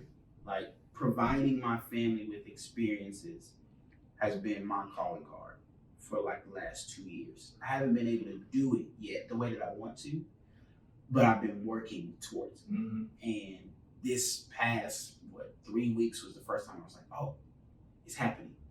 So just working towards something that matters, and what it is for me over the last couple of years is building capital to provide my family with X, Y, and Z. Mm-hmm. And not just the pretty stuff like vacations and da da da. But it's like, man, my daughter wants to learn Mandarin. How do I make that happen? Right. One thing I don't know is where to go. One thing I do know is it's gonna cost some money when I get there. Mm-hmm. And you want to do it. And I want to do it. Mm-hmm. So if I'm not working towards building capital to give you all experiences, when I find out where you can go to learn Mandarin, I don't have the money to pay for it. Right. So yeah, every day just working towards some sort of like, y'all are looking to me for everything. Mm-hmm. 100% of you all's life is dependent upon babe or daddy working. Yeah. How irresponsible of me is it to take 24 hours off? Like I got a text on the way over here. What you doing tonight? I'm going to take a podcast. Like, you're supposed to be on vacation. How are you finding time to work? It's like, these things matter. Right. Like, I can find an hour or so to go grab a McAllen with you later. Mm-hmm. This matters. Yeah. I don't know who about to see this. Yeah. And out of this could come the spark that provides said opportunity. But if I'm like, oh, it's just a podcast, let me go. I've wasted my day. Right. So I think one non-negotiable for sure is I got to be working towards what I believe my purpose, one of my purposes is, and that's to provide for my family, not just monetarily, because I think a lot of dads get away with, well, the lights is on, the water bill is paid, you got somewhere to live. It's like, but Dad, I want to dream. Right. And I don't get to do that unless you provide it for me. So working towards that every day. Yeah. Best and worst days of your life. Best, August 16, 2008, day I married my wife. Worst, I don't have a date, but it was 2016. My mom had brain cancer at the time and flatlined. And for me, it was like, oh, hey. No, somebody better figure something out here. I think that'd be up there. She's been my rock for forever. So to imagine a world without her and to be blindsided by it. So like we've had some tough conversations since then, where it's like this is an inevitable outcome of 6 bouts of cancer. hopefully it's not for another couple decades. But I flew home. The Cavs had won the championship. Everybody thought I was coming home for the parade. It was like, nah, they had to rush her. I don't care what I got to do to get this money to come home. I'm coming home. And then 24 or so hours later, things got a little bad. I think that would definitely be worse because nothing else is really popping up right now. So yeah, that would be it. Yeah. And as we spoke about earlier, she's still here with us. Yeah, for sure. So yeah, that's cool, man. Something about you that people would be surprised to know.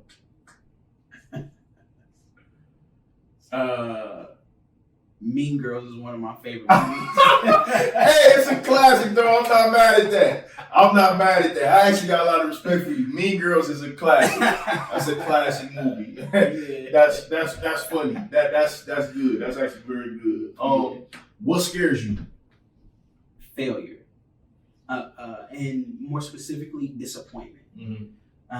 Disappointing people scares me, which makes total sense with how much I've talked about I need value and affirmation and things like that. So like disappointing people scares me. I'm not scared of death.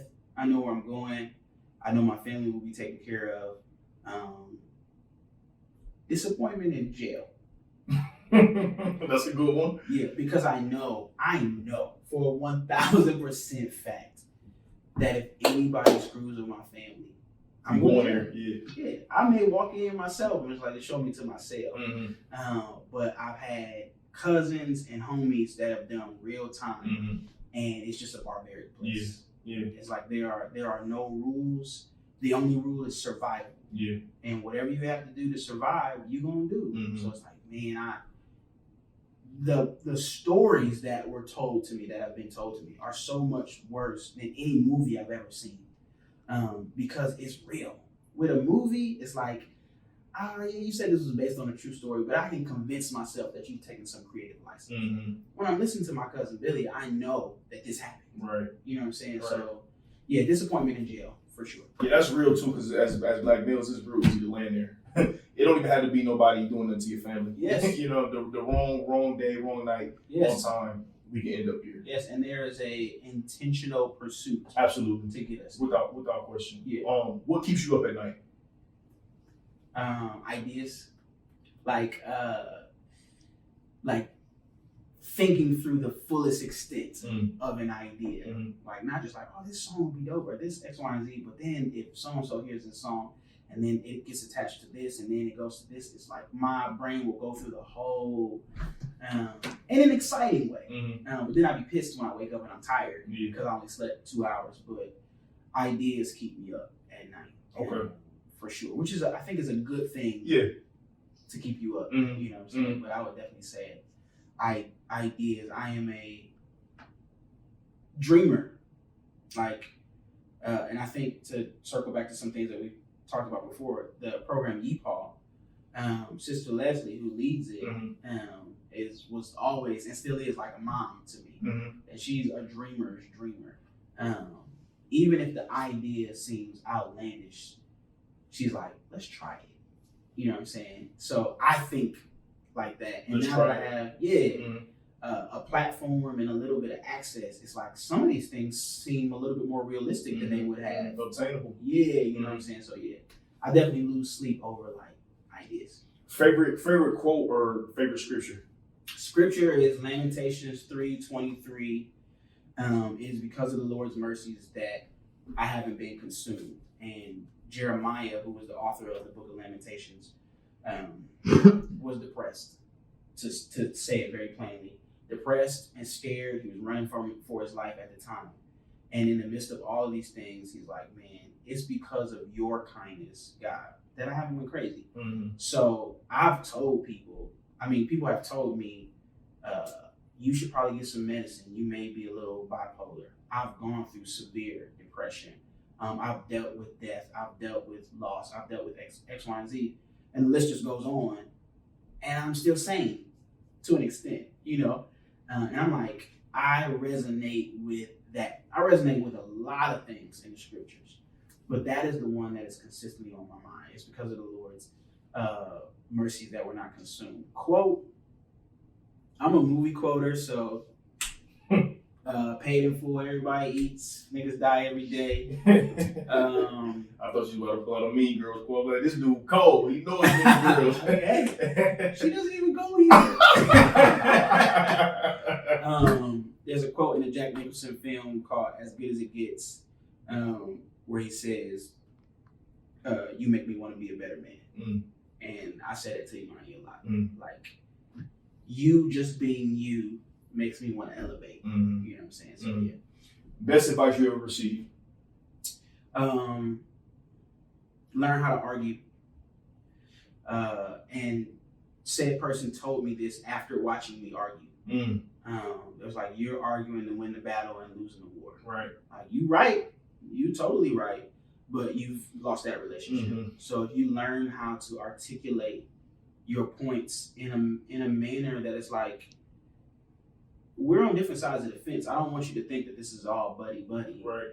But at the end of this, I still want to have a relationship. Yeah. At when this is all over. I think learn how to argue is some really good advice that's saved my marriage at times, but then also allowed me to keep friendships and relationships over the years, because the intent in this argument overall, the umbrella is to have you as a friend when it's over, but then people trust me way more because they're like, "Swoope gonna give it to me straight."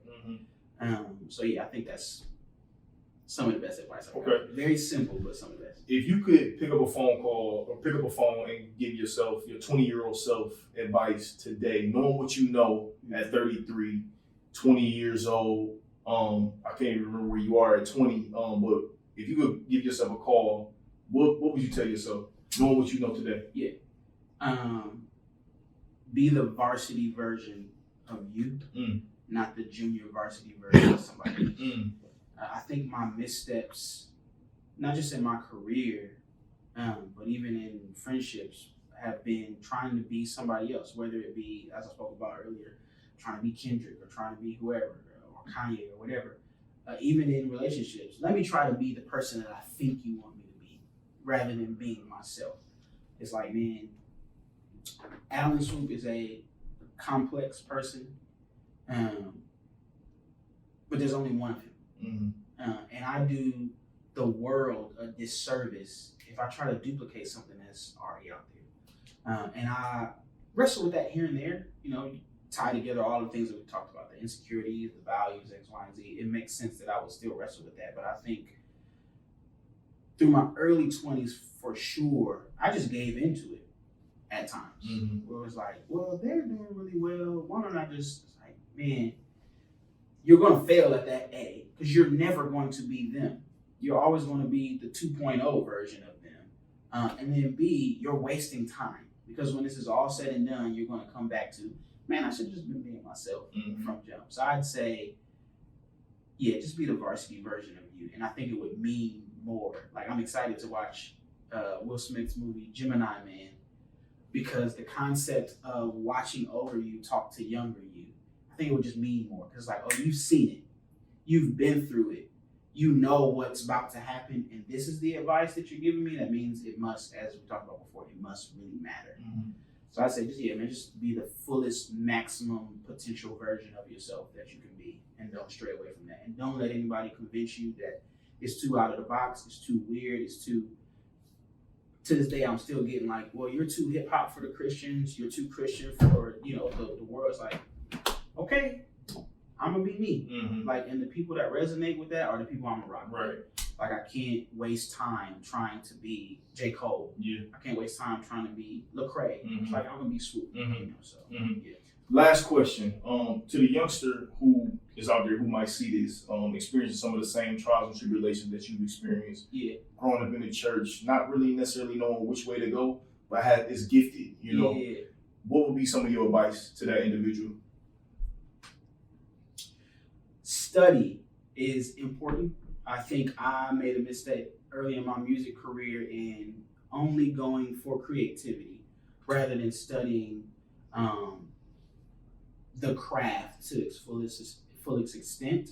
I think I would have been able to call my own card very early on in life if I would have been able to match the level of my talent, my intrigue with creativity, and a for sure skill set. Mm-hmm. Like I can sit down and run with the best of them. So I think study would be one, and B, don't let them talk you out of it. Like the ideas that you have, the passion that you have, the quirkiness that you feel that's kind of like, man, I don't fit in with them. Don't let them talk you out of it. We need the weirdos of the world, which most artists are eclectic. Mm-hmm. And I shouldn't use the word weird because it has such a negative connotation, but most artists are on the outskirts. They don't feel like they fit in with everybody because you're not supposed to. And we all weird to an extent, man. Yeah. You know what I'm saying? To somebody, we're all weird to an extent. No Swoope, man, thank you. Yeah, Thank you so much, man, for this. I really appreciate it. This is much love, man. I know you're on your way back home. I really appreciate you, being a part of this. Yeah. It means a lot to me. Because as you said, and it resonated with me, I'm gonna keep that, is this matters to me. Yeah. And the main reason why I did this, man, is because number one, I know that there's people out there who I love and who I admire, who I respect, who definitely, are just as famous or just as important as, people who we try to prop up every day, man. And you are one of those people who I love, I respect, and I admire, and I appreciate you, man. Thank you so much for coming on, for being a part of this. We're going to be in the podcast the same way every time. Yeah. One of my, inspirations for even starting this podcast was a dude named Arian Foster. Yeah. He has a novel podcast. Not sure if you're familiar with it. No. But the way that he ends his podcast is he asks his guests to lobby to Jim Carrey. Jim Carrey is like one of his most favorite people on the planet Earth to come to get him on the podcast. So the way that I'm going to do is kind of pay, homage to Arian a little bit. Yeah. And I ask my guests to lobby for him to come join me one day. Yeah. It may be a long shot in the dark, but at the same time, we're going to try it. Yeah. So if you could, look at that camera right now and speak to Arian Foster and tell him, why you should come and join us at the Live Your Purpose podcast. The better question is, why wouldn't you? I think the question shouldn't be, Arian, why should you? I think the better question is, why wouldn't you? Yeah, man, come through. I think, moving in the industry, running into a real cat is rare. And this is one of them.